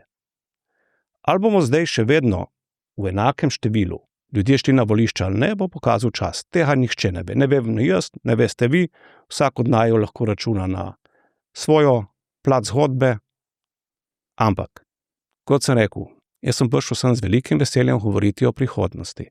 Jaz si res želim, da je naslednje vprašanje, se oba drživa prihodnosti. In veste zakaj? Zato, ker se bojim, da bo gospod Janša raje ostal v preteklosti. Jaz si pa zelo želim pogovorov o prihodnosti. Ker sem dal v svojem življenju skozi 3 kariere, v katerih sem vseh dosegel maksimum, kar se je dalo, najprej v znanstveni, športne ne bom niti omenil, pa sem bil državni reprezentant Jugoslavije takrat še, v kajaku na divjih vodah. V znanstveni, v politični in v poslovni. In zaradi tega vem, da ti, če ne gledaš naprej in če si ne postavljaš ciljev, ki so težki, ampak v njih verjameš in za njih trdo delaš, ne boš prišel nikamor. Ko se ukvarjaš s svojo preteklostjo, še posebej s krivicami, ki so se ti zgodile, takrat ne moreš rasti. In če postane cela država ujetnica nekoga, ki ne zmore rasti, ker je ves čas v preteklosti, pa smo vsi obsojeni na to, da ne bomo rasli tako, kot bi lahko. Toliko o preteklosti. In o rokah sodelovanja z vaše strani. Jaz se strinjam, da je bilo dobro govoriti o prihodnosti, ampak ne vem, a mislite, da bi bila Slovenija boljša država, če bi druga 2 človeka tukaj sedela, ki bi lahko pa znala skupaj sodelovati, ali ni pomembno to, ali je toliko prednosti tega konflikta 2 polov, političnega prednosti? Vam bom drugače prednosti. povedal. Ljudje si vsi želimo stabilnosti pa predvidljivosti, drži? Zagotovo, pa reda. Vsi. Volivci, ki volijo gospoda Janšo, volivci, ki volijo mene, pa še vsi ostali. Vsi si v principu želimo stabilnosti. Stabilnost bo ponovitev mandata. Hočeš, nočeš. Slučajno smo mi na vladi, ampak to je stabilnost. Kaos je takrat, ko se menjajo vlade prepogosto. Ko so se v preteklosti vlade menjale še pred iztekom mandata, večinoma levo-sredinske, to ni prispevalo k temu, da bi kot država lahko rasli na dolgi rok. Pač ne more. Zato je zdaj zgodovinska priložnost, da ponovimo mandat, ker bomo s tem prispevali k stabilnosti. Pa če tudi ta stabilnost lahko da komu ni všeč, ne trdim, da je, pa tudi ni idealna, nobena stabilnost ni idealna, da se bomo razumeli. Ampak vračanje se nazaj v leto 2022, ker to je alternativa. Vračanje v leto 2022 ni stabilnost. In tudi, kot danes poslušam, se bomo spet ukvarjali s tem, kaj vse in katere krivice so se dogajale, ne bomo se pa ukvarjali s tem, kaj pa je za naprej. In da izkoristim priložnost. Jaz mislim, da pa lahko začnemo razpravo zdaj o sodelovanju po 23. marcu in na katerih točkah pa najdemo lahko vnaprej točko zaupanja, točko sodelovanja in skupen cilj. Sam se bojim, da na marsikiri točki je ne bomo našli. No, ampak če že vnaprej tako greste... Vi mislite, da sem jaz proti sodelovanju? Ne. Zelo slabo ste me predsedili. Danes probam nič misliti. Ampak ja. Vse dato. Ja, težko je, ampak probam res. Ampak... A postavim jaz to vprašanje? Ja, lahko vseeno. Kaj želite? Kar se tiče tega, o čem bi govorilo o preteklosti ali pa prihodnosti, jaz vas nič ne omejujem, vi lahko tukaj govorite samo o prihodnosti. Jaz ne govorim namesto vas, ne. Ampak ker bodo tole pač poslušali, pa verjetno tudi gledali, vseeno treba odgovoriti na nekatere stvari. Ne. Vi ste bili direktor državnega podjetja, ki je bil v državni lasti. Leta 21 je bil državni lasti. In vam je potekel mandat. Vse to je res. Torej, in vi ste osebno preprečil z vašega kabineta, da bi ga nadzorni svet potrdil. Čakajte, lejte. Vi ste bili direktor državnega podjetja, vam je potekel mandat in niste bili imenovani v nov mandat. Nadzorniki so tako odločili. Jaz nisem nobenega klical. Ne vi, z vašega kabineta pa. Ampak zdaj ne bi o tema, ne. Vi ste v vašem mandatu. Vodstvo nacionalne radiotelevizije, ki ima 150 milijonov državnega denarja, porezali mandate sredi, ne, po enem letu, zadeva še vedno na ustavnem sodišču. Niste počakali, da se jim izteče mandat. Torej, treba je imeti tukaj enake vatle. Poleg tega, spoštovani gospod Golob, jaz nisem imel časa, da bi se ukvarjal z energetiko leta 2021. Ne, takrat, ko vam niso potrdili novega mandata, je Slovenija predsedovala Svetu Evropske unije. Jaz sem bil predsednik Sveta Evropske unije takrat. Imel sem 1000 stvari poleg covida tukaj. 1000 stvari. Ko smo imeli tukaj vrh Evropske unije, Zahodni Balkan, je bilo 50 tujih delegacij, ne, so nam razbijali po Ljubljani, zaprli obvoznico, ogrožali tuje delegacije. In potem ste nas vi obtoževali, da smo zaplinili Ljubljano. Pa ni bil noben protestnik poškodovan, policisti so bili poškodovani. Mene so pol kolege iz drugih držav sprašvali, če imamo sploh policijo. Ne. Tako da, kar se tiče tega, da sem se jaz sploh nisem vedel, kakva je lastniška struktura genija, pa to, ker se nisem imel časa s tem ukvarjati. Ne. So se pa v vašem kabinetu? Ne v našem kabinetu. V vašem imenu? Naš kabinet je bil polno zaposlen s covidom pa z Evropsko unijo. In Slovenska demokratska stranka tudi ni imela ministrstva, ne, v okviru katerega resorja je bila energetika. Vi veste, da so v vaši poslanski skupini, vaš vodja poslanske skupine skupaj z generalnim sekretarjem vaše stranke, Dolanc pa Krivec, poklicali direktorja Elektra Ljubljane Andreja Ribiča in mu rekli, da ne odstopi, ker sicer ga bo odstopili.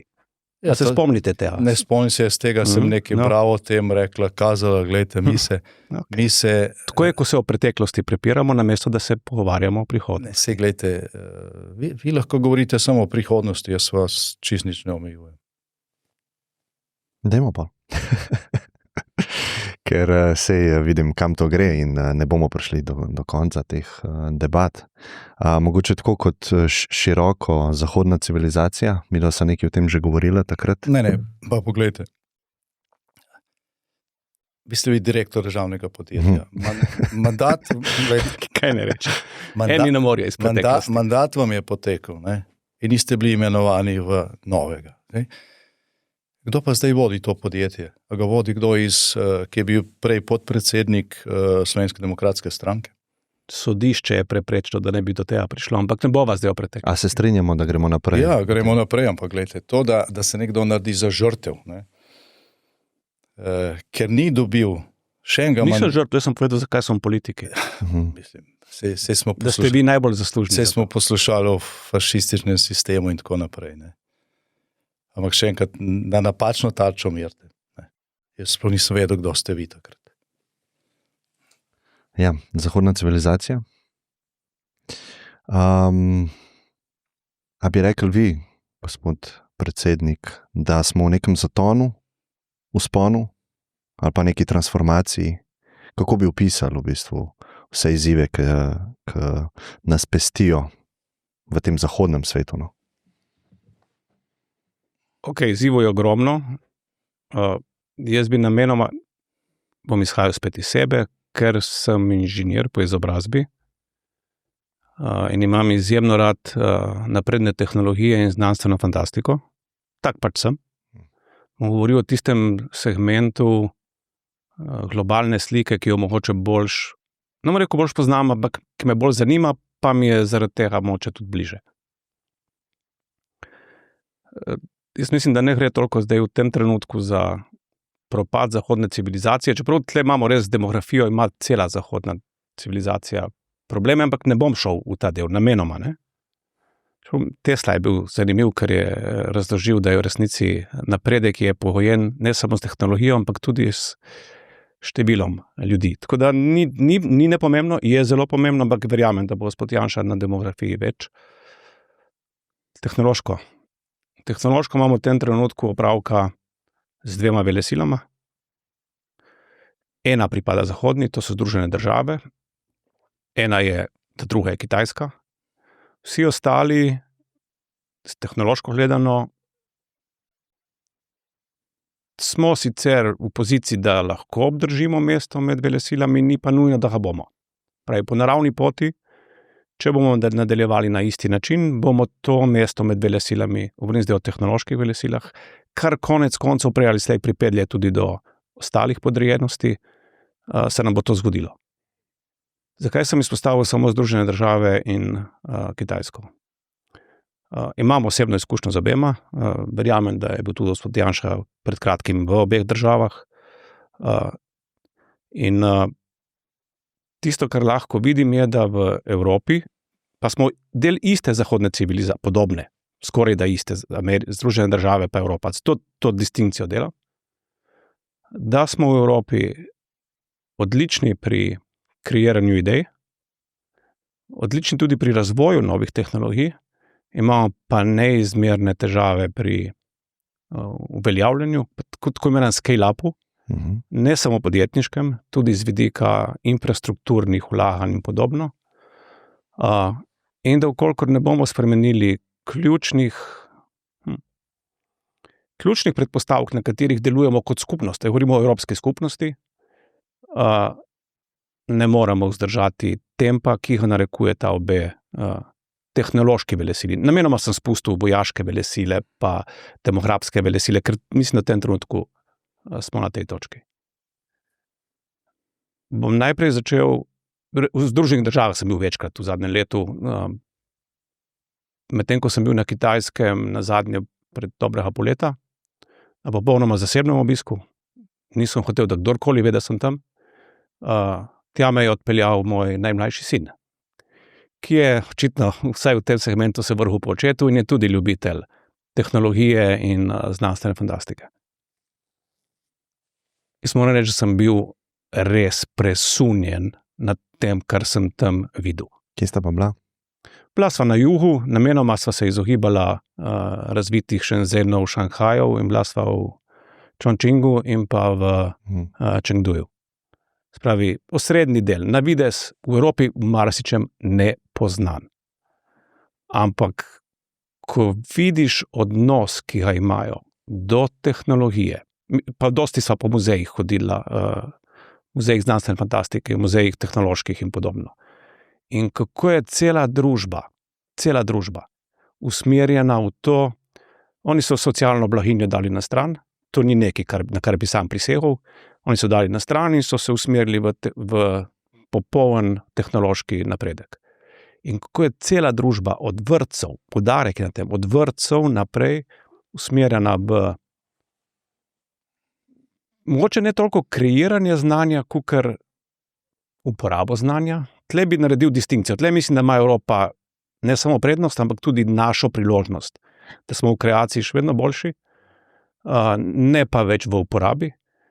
In kako oni to besedno so podredili celoten družbeni ustroj temu hitremu tehnološkemu napredku in kaj vse so v stanju zaradi tega tudi ustvariti in narediti, je to nekaj, kar ti res da misliti, na kakšen način lahko tekmuješ, in tle pridemo do tekme globalne, na kakšen način lahko Evropa tekmuje z nacijo, ker gre za eno nacijo, ki se je tako all in usmerila v tehnološki razvoj. V vseh pogledih. Vseh. Tle ni dileme, glede, da bi samo nišno ali pa samo v enem segmentu. No, oni so podredili celo družbo temu. In ni nemogoče, ampak če bomo nadaljevali na enak način kot do sedaj, nam ne bo uspelo. Na drugi strani Združene države so seveda itak primarno bolj kot tehnološka, so primarno bolj ekonomska velesila, predvsem z vidika monetizacije naprednih tehnologij, ker je monetizacija tista, ki poganja njihov razvoj, še vedno dominantna, se bo pa prav na nekaterih nišnih tehnologijah malo pokazala prevlada, sem skoraj prepričan, Kitajske, če tudi v Združenih državah ne bodo spremenili nekaterih konceptov. In zdaj, ko vidiš ta dva mastodonta in potem, ko se na Evropskem svetu, o katerem prej gospod Janša govoril, srečujemo s temi dilemami, kaj moramo spremeniti, če želimo ohraniti korak v tej tekmi. Dosti je treba spremeniti, pa predvsem bo treba bistveno hitreje spreminjati, kot smo to do zdaj. In tle prijemo do ene točke, ki se reče, da Evropska unija deluje več ali manj, deluje po principu konsenza vseh 27 članic in ravno ta konsenzualnost pri vseh odločitvah se zdaj v zadnjih letih kaže kot glavno ozko grlo, zato da bi Evropa lahko uspešno tekmovala z velesilami. Če ne bomo brali poti, ki je podobna evru, glede, pri evru se nihče ne sprašuje, ali mora biti vseh 27 članic za evro. Niso. Se tudi niso vse v evroobmočju. Ampak je to prostovoljno. In če ne bomo tudi na nekaterih ostalih področjih, mislim, da jih je 4 ali 5 je teh področij, ki se zdaj identificirajo kot ključne za ohranitev globalne konkurenčnosti, če ne bomo naredili istega preskoka in šli v evromodel, to ne pomeni, da bomo imeli valuto, ampak evromodel v smislu ustroja odločanja, ne bomo zmogli kot Evropa ohranjati najprej ritma oziroma koraka v tekmi in prej ali slej bo tudi naša socialna blaginja, ki je v resnici največja v primerjavi z obema drugima velesilama, bo postala žrtev tega. Mogoče je to dobro za vas glede birokracije, glede podjetništva, glede evropskih težav, regulative, enotnosti in tega. Mogoče je to dobro, da gremo v to smer. Gospod Janša. Dobro bi bilo, da bi šli v to smer. Dobro bi bilo, ja. Koliko pa gremo dovolj hitro, to je pa veliko vprašanje. Mi lahko o tem govorimo zdaj koliko imamo še časa. To boste vi v bistvu povedali. Ja, ne, nam so rekli 2 uri. 2 ure, ja. Imamo še 20 minut.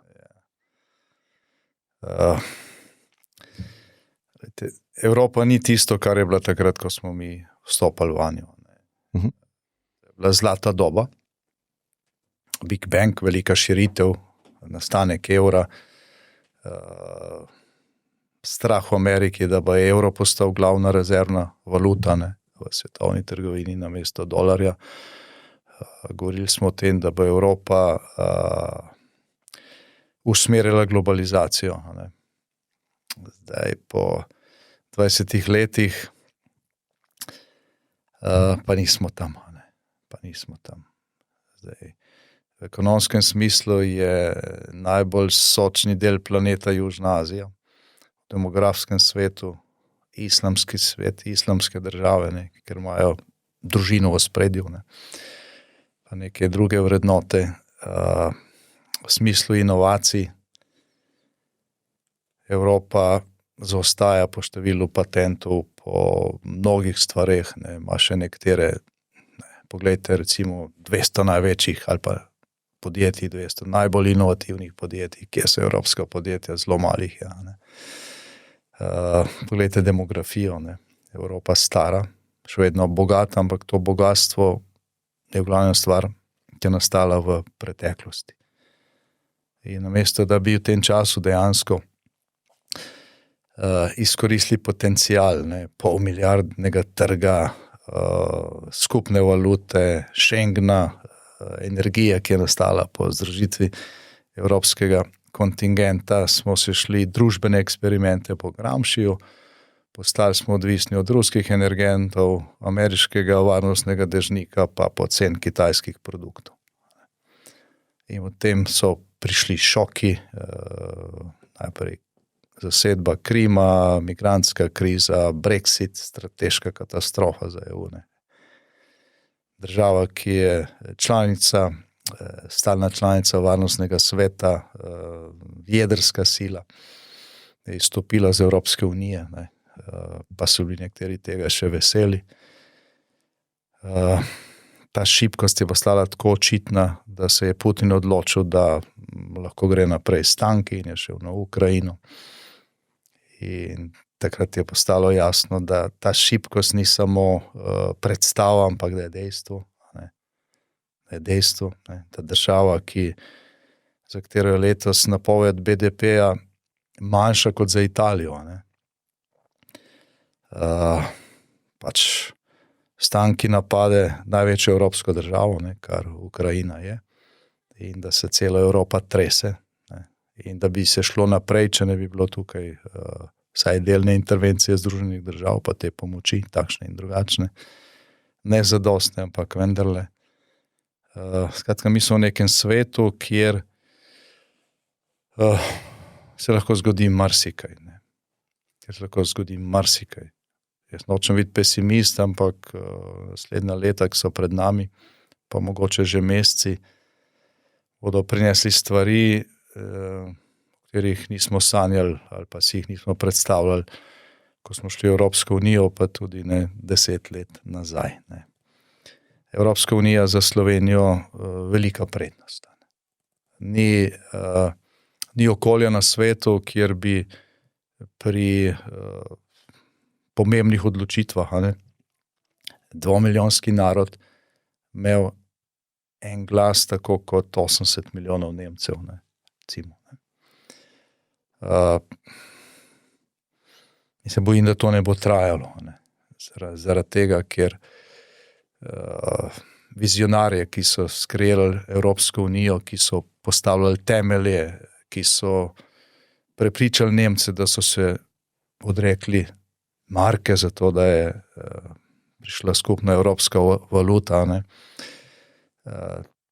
Glejte, te voditelje so zamenjali ljudje, ki sicer imajo pribočnike, ki za njimi nosijo kovček z jedrskimi šiframi, ne, pa puške v rokah niso držali nikoli. Ne. So bili rojeni v blagostanje, ne vejo, kva je to. Preizkušnja in trpljenje. Karikiram, ampak sem videl na lastne oči, kaj se je dogajalo na Evropskem svetu, ko so šli ruski tanki na Ukrajino. Ne. Popolna nekompetentnost, strah. Ljudje, ki vodijo 10-milijonske države, pa ne ločijo med bataljonom pa armado, ne poznajo nekih temeljnih stvari, ki jih mora državnik poznati. Ne. In lahko pride do neke odločitve, ki jo bo treba sprejeti, bo potrebno soglasje 27 držav, pa tega soglasja ne bo. Ne. Recimo, zdaj so pogajanja za naslednji 7-letni proračun Evropske unije. To je vedno ena taka kritična točka. Sem se 7-krat pogajal, mislim 3-krat pogajal za to 7-letno obdobje, slučajno smo imeli takrat vlado. Nazadnje je to trajalo 4 dni pa 4 noči skupaj, ne, leta 2020. Ampak je bil COVID, pa nek strah, pa se je še vseeno dalo. Se bo letos dalo to spraviti elegantno skozi, ali bomo imeli začasno financiranje, veliko vprašanje. Jaz sicer mislim, da tokrat bo še šlo.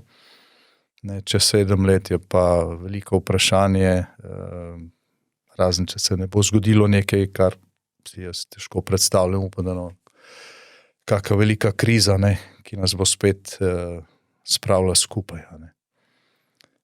Glede pomembnih strateških vprašanj so velike razlike med evropskimi državami. Ne. Velike razlike. In so stvari, ki bi jih morali rešiti tako, da bi dopolnili pogodbo, ne, Lizbonsko pogodbo, oziroma pogodbe o ustanovitvi Evropske unije, pa v tem trenutku ni niti teoretičnih možnosti, da bi se to lahko zgodilo. Ne. In se bo treba zelo truditi, ne, da bo vsaj to, kar imamo, ne, na nek način še funkcioniralo. Ne. Kar se pa sveta tiče, ta ni tak, kot bi si ga mi želeli, ne. Je tak, kot je. Ne. In je bistveno drugačen, kot je bil pred 20 leti. To, ko pri nas še posebej vladni predstavniki skozi govorijo, treba je staviti na svetovni red, na mednarodno pravo in tako naprej. Lejte, drži, absolutno. Ne. Še posebej za majhne države, če ni nekega okvirja, neke pravne varnosti, nekega reda, kot je bilo prej rečeno, ne, potem si easy target, ne, si lahka tarča. Ne. Po drugi strani pa kakšen svetovni red pa imamo. Ne. 5 največjih si je pridržalo pravico veta, ne. Blokirajo eni drugega. Združeni narodi so karikatura tega, kar je bilo zamišljeno. So na poti, kamor je šlo Društvo narodov pred drugo svetovno vojno, več ali manj invalidna organizacija. Močni, ne glede na to, ali gre za naše zaveznike, ali ne, kreirajo to več ali manj v skladu s svojimi interesi. In velikokrat tukaj ni situacije, ker bi ti lahko izbiral med dobrim pa slabim. Ne. Moraš izbirati med slabim pa še slabšim. Ne. V neki takšni situaciji smo. Ne. In tega bi se morali v Sloveniji bolj resno zavedati, pa biti bolj enotni pri teh stvareh, ne zapravljati neke kredibilnosti pol z nekimi eskapadami, ki pač škodijo. Ne. Naprimer? Naprimer, 3 tedne pred evropskimi volitvami kršimo poslovnik državnega zbora, pa priznamo Palestino. Ne. Ali pa obljubimo, da bomo spadali, spuščali pomoč v Gazo, pa nič od tega, ne razumete to. Ja, na Palestini imamo res zelo različne poglede. Ja, okej, ampak to ni toliko pomembno. Tle imamo lahko različne poglede. Ne.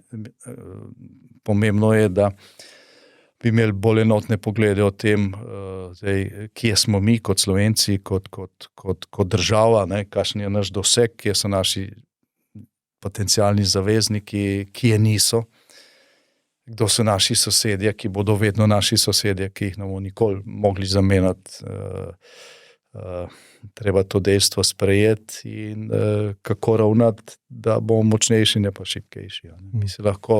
Mi se lahko razhajamo v tem pač pogledih na drugo svetovno vojno, lahko tudi pogledih na četrto svetovno vojno, lahko se razhajamo v pogledih na Palestino, na to, ali imamo radi Donalda Trumpa, ali ga nimamo. To se lahko mi vse razhajamo.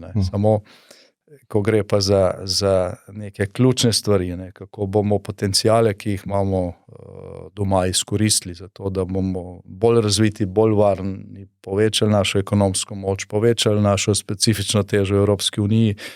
Tukaj je pa dobro imeti enotnost. Kje pa vidite razhajanje pri tem?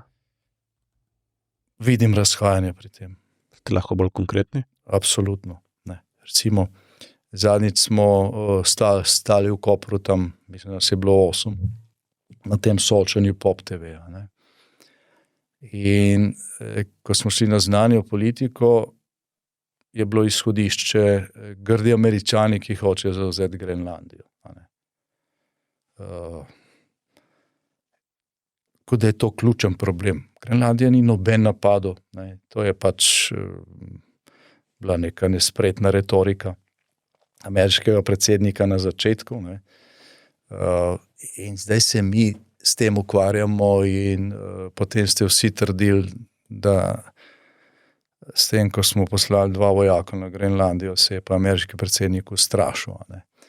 To so vaše besede. No, gledajte, se smo vsi tam stali. Zdaj, če zelo karikiram, če si treba odločiti, ali bo Grenlandijo zasedel Putin ali Trump, je še vedno rajš vidim, da je to Trump kot Putin, glede na to, da smo mi... Zakaj bi pa moral kdorkoli zasesti? Zakaj se nam zdi to edina pot naprej? Ne, meni se ne zdi, da je to edina pot naprej in sem povedal, da je to, da je ameriški predsednik rekel, ali dobili bomo to na vsak način, da je to tako pač, ko pride slon trgovino s porcelanom, ker smo v NATO, Danska je v NATO, Združene države so v NATO, mi smo v NATO. Ja, popolnoma nepotrebne besede. Zavezništvo se to da drugače urejati. In se tudi ureja, kolikor jaz poznam, pa imam neke informacije v zvezi s tem. Tako da te patetične geste, zdaj bomo pa poslali nekaj vojakov tja. To je, mislim, to je obračanje fokusa sploh ne, vi govorite o tem. Jaz danes nisem imel namena, veste, zakaj nisem imel namena danes o tem govoriti? Ker je zadeva zaključena. Ja, zaključena je. Sej. In zaključena je uspešno. Zakaj bi o tem govorili? Mislim, kaj bi bilo pa neuspešno? Neuspešno bi bilo takrat, ko bi dejansko nekdo slon, kot ga vi imenujete, v trgovini s porcelanom, ta porcelan razbil. Na srečo, a ni. Mislim, na Grenlandiji je ameriška baza. Zagotovo. In prazna je, bolj ali manj. Ja, lahko se to tako ali drugače vse reši. Je bilo to nepotrebno, ampak zadeva že mimo, kot ste sami rekli. Ja, urejena. No, ampak to je bilo postavljeno kot ključna tema zdaj. Zdaj se naj pa stranke opredelijo do Grenlandije. Imamo tam vojno, ker vsak teden umre nekaj tisoč ljudi. Novinarji izbirajo vprašanja, kot smo prej govorili, ki niso nujno usmerjena v prihodnost, ampak časih v adrenalinske šoke. Ok, ampak zdaj na novinarje ne moramo vplivati, lahko pa je politika toliko razumna, da pač na to ne skače. Če dobite mandat, pa dobro koalicijo sestavite, top 1 stvar, ki bi bila pomembna za naslednja 4 leta, da jo vi izboljšate, rešite, izvedete. Ampak samo ena res. A mislite, da obstaja samo ena? Ne obstaja samo ena, ampak kjer je najbolj pomembna? To, da stopimo skupaj, pa ključne stvari skupaj rešujem. Super. Kaj pa lahko naredite za to? Veliko, meni treba teoretizirati. Jaz sem 3-krat vodil vlado, ne 3 vlade en za drugim, kot smo zadnjič slišali. Edino prvi mandat je bil normalen. Je bila večinska vlada, pa razmere, ki pač so bile brez kakih večjih kriz. Šli smo v evro, v Schengen, vodili smo Evropsko unijo prvič, zlati časi. Potem sem vozil krizno vlado v času gospodarske in finančne krize, kjer smo samo iskali rezerve. morali znižati porabo na vseh koncih in plačati ceno in potem v času COVID-a, vse skupaj 7 let. Ampak kljub temu smo v prvem mandatu, pa tudi v tem zadnjem, ponudili opoziciji partnerstvo za razvoj in usklajevali stvari. In kot sem rekel, v prvem mandatu, ki je bil dosti normalen, takrat smo z 2 opozicijskima strankama, predvsem socialnimi demokrati, skupaj sprejeli in prej uskladili 58 sistemskih zakonov. In takrat je Slovenija rasla najhitreje v svoji zgodovini. Poglejte makroekonomske podatke. V katerem mandatu ste to rekli? 2-4-2-8. 2-4-2-8. Isto vprašanje za vas, če nadaljujete z mandatom. Bom preskočil zgodovino, čeprav imam drugačen pogled. Bolj pomembno. V tem prvem mandatu krize bojo žal vedno. Tudi v tem mandatu so bile in vse smo vsi dali skozi jih in škoda, da se zdaj izgovarjamo na kakršnokoli krizo pri realizaciji. Ampak v tem mandatu smo mi delali dvoje. Jaz si bom res dovolil uporabiti prispodobo o hiši. Zato, ker se mi zdi zelo pomembno, ker želim, da je to predstavljeno, da lahko vsakdo razume, pa da se lahko uživi. Ko smo mi prevzeli to hišo Slovenijo, hišo na začetku, je bila, prvo, kar smo ugotovili, je, da ima velik dolg. Banke so nas obvestile, imate dolg. A je bil pravičen ali ne, se nismo spraševali, imeli smo ga, morali smo ga sanirati. Potem smo v sobah najdli starejše ljudi, ki so bili obubožani, najdli smo revne ljudi, ker je bila draginja. V enih sobah je gorelo, nismo imeli letal, da bi lahko gasili. V drugih sobah, skoraj tretjina občin ali tretjina sob je bila poplavljenih, nič po našem izboru. Ampak ste mi rekel, da navte v preteklosti govoril. Govorim vam o prispodobi hiše, da boste razumeli, Razumem. Ja. kaj je bil naš prvi cilj. In naš prvi cilj je bil, dajmo sanirati stanje v hiši, pomagati ranljivim skupinam. Zato smo najprej poskrbeli za ranljive skupine. 2 sta ranljivi skupini. Eno so upokojenci in drugo so zaposleni na nižji strani plačne lestvice. Takrat je bilo, skoraj 30,000, samo v javnem sektorju tistih, ki so bili z plačo nižje od minimalne. Ampak to je samo detajl. Zato je bil prvi korak, da bomo poskrbeti za najbolj ranljive. Drugi je bil, da smo ugotovili, da se dobesedno stene marsikje majajo in da je treba narediti temeljito prenovo. To so bile reforme. Nismo vseh izvedli še, večina jih je, nekatere so zaključene, nekatere so v izvajanju. In zdaj smo na točki, ko je temelj postavljen, zidovi stojijo, moramo pa še to isto hišo opremiti zato, da bojo v njej našli varno zatočišče mlade družine in vsi tisti, ki ustvarjajo vrednost za vse nas, za celo družbo. Ker ve se, da je delovna generacija tista, ki v resnici tako ali drugače mora skrbeti na eni strani za otroke, na drugi strani tudi za starejše. Skrbi za starejše smo jih skozi dolgotrajno oskrbo zdaj bolj ali manj, vsaj finančno rešili. Zdaj moramo poskrbeti in smo že štartali z gradnjo novih sob, prizidki rastejo in denar je zagotovljen, ker pomeni ni več na delovni generaciji, da skrbi za to. Ampak, če pa želimo, da bo ta delovna generacija, ki je naš glavni fokus v naslednjem mandatu, da bo lahko dejansko odklenila svoj potencial, ne potencial svojih otrok, to je poskrbljeno, ne potencial za starejše, ampak svoj potencial, pol moramo narediti ukrepe, nekateri bojo tudi davčni, ampak ni samo v davkih. Moramo speljati ukrepe, ki bojo to omogočili. In zato je partnerstvo s srednjo generacijo. Eni bi rekli z gospodarstvom, ampak ni. Podjetništvo in gospodarstvo, to je velika razlika. Jaz si zelo želim bistveno več in tle smo mogoče naredili premalo, ali pa bi morali narediti več. Mi v Sloveniji imamo res širok nabor ljudi, ki dobesedno z dneva v dan sami garajo za svoje prihodke. Pa niso zaposleni pri nekomu, ampak so sami kreatorji svoje prihodnosti. In v tem trenutku regulatorno okolje ni naklonjeno takim. Ne bom govoril o davčnem, bom govoril o regulatornem, ker so prispevki problem, bolj kot davki sami.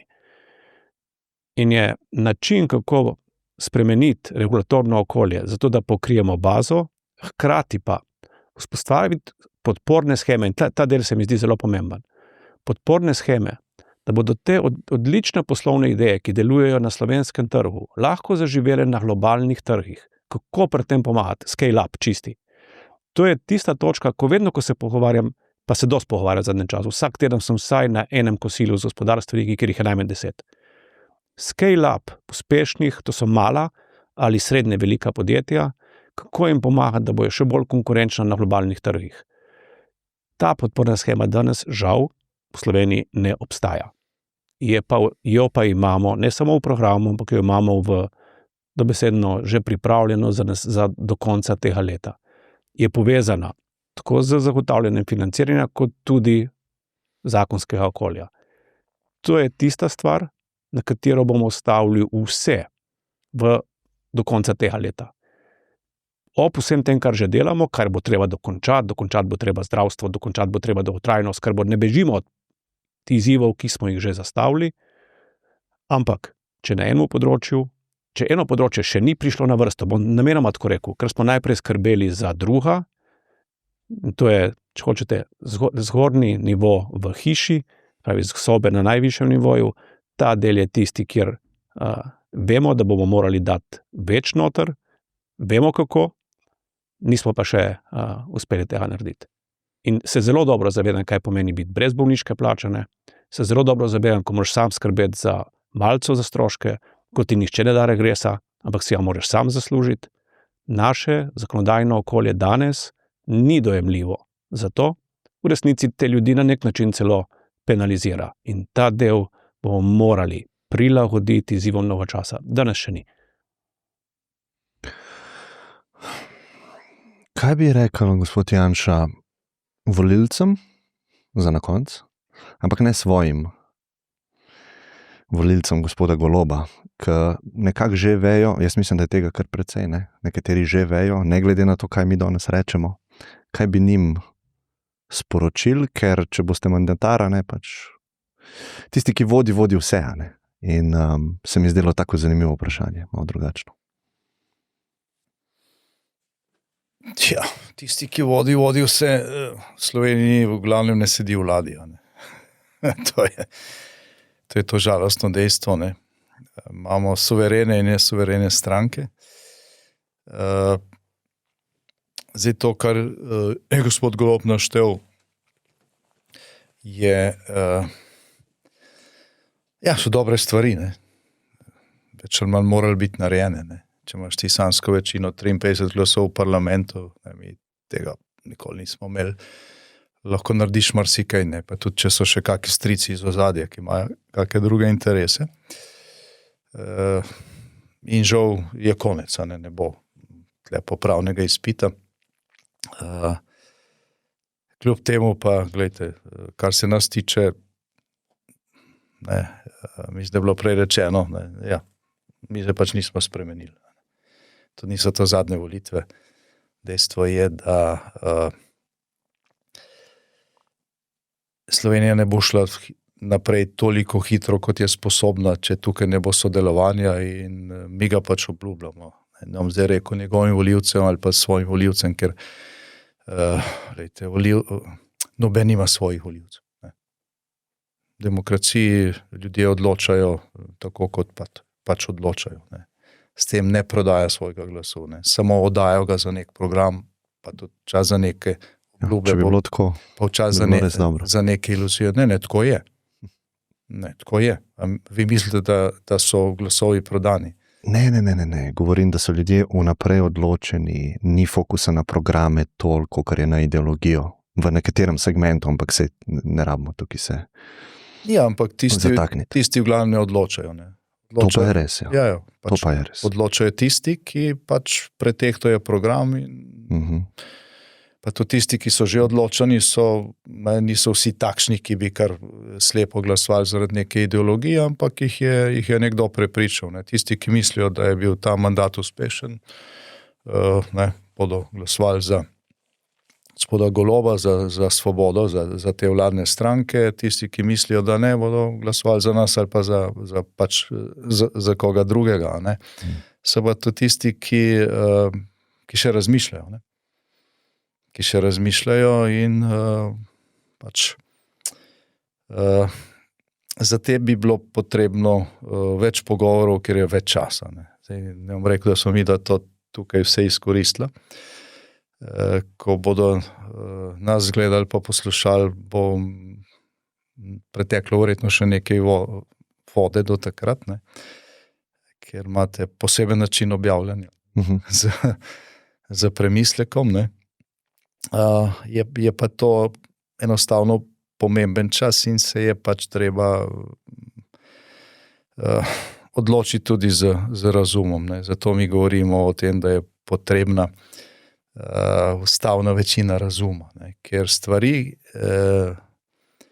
kakršne imamo danes na mizi, niso vse rešljive zgolj z navadno večino v parlamentu. Potrebujemo vsaj 60 razumnih glasov za to, da damo v ustavo davčno sidro, da omejimo apetite katerekoli vlade, ne, po prevelikem posegu v to, kar ustvarjajo davkoplačevalci pa gospodarstvo, da je tukaj neka stabilnost, ne, o kateri je tudi gospod Golob govoril. Rabimo decentralizacijo. Ne. Slovenija ni samo v Ljubljana, 130,000 se nas vozi vsak dan v Ljubljano. Razumete, stojimo v kolonah, izgubljamo čas in svinjamo okolje. Ne. Drugače se treba razvijati. Polovico ministrstev bomo razporedili po celi Sloveniji.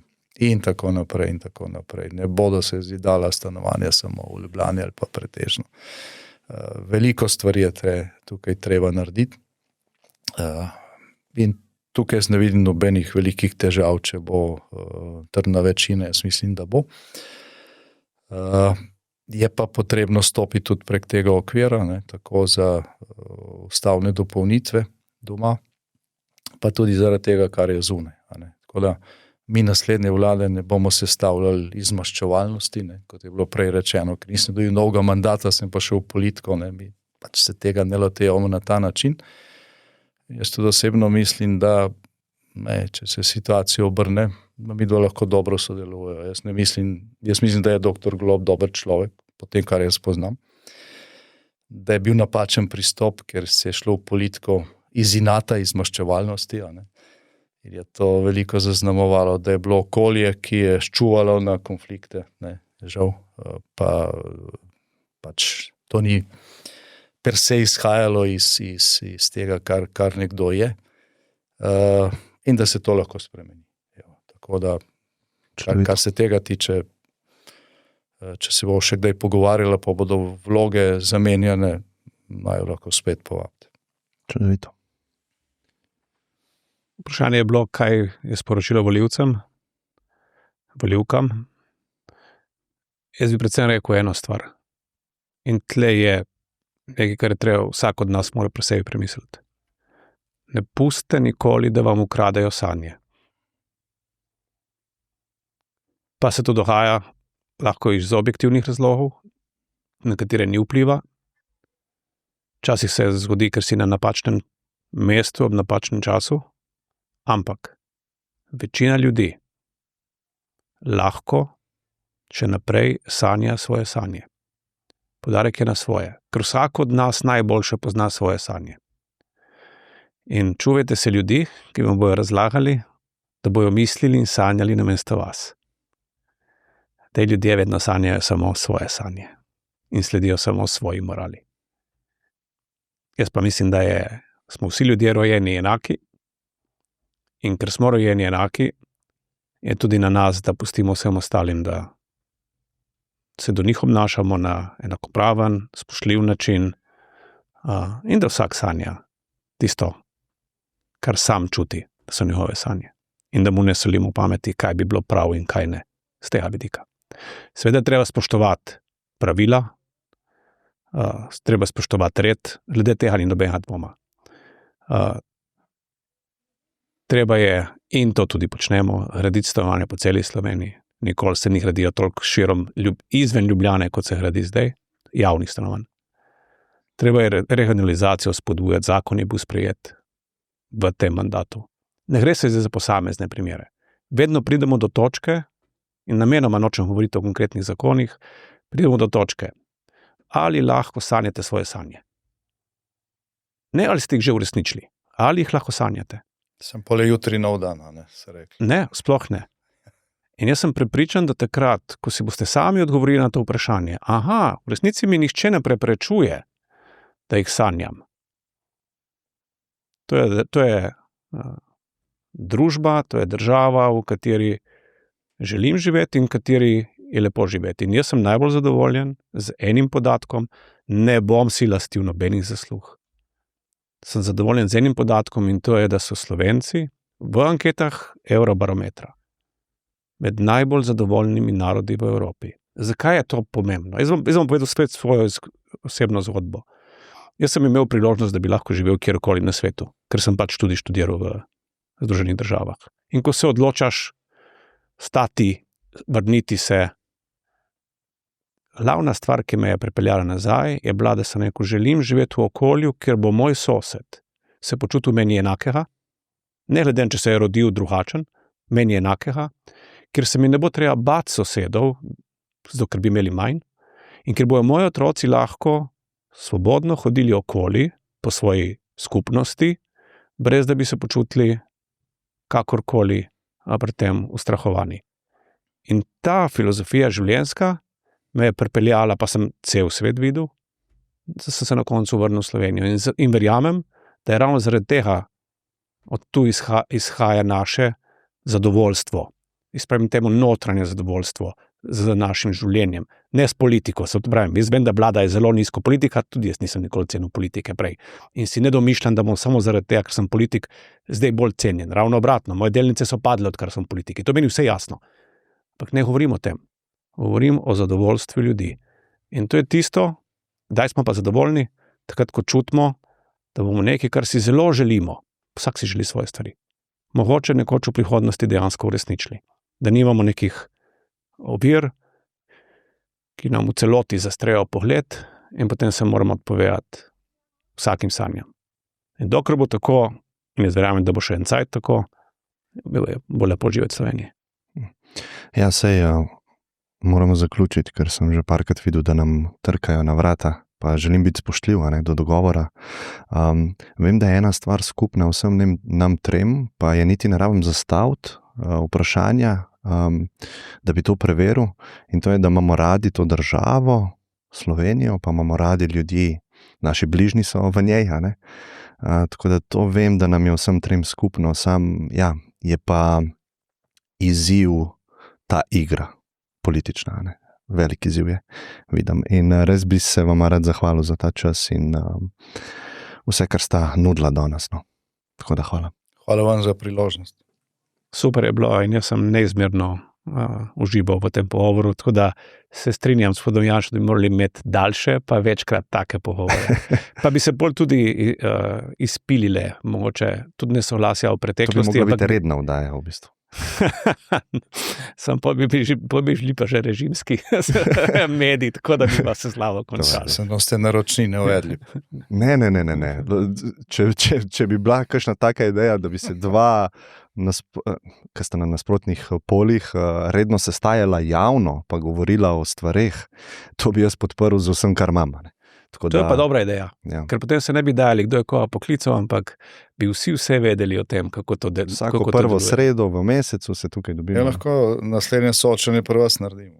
Ste bolj majhen prostor. Da bi jih bilo tukaj 12. Super, hvala vam za vse. Pa srečno na volitvah. Hvala.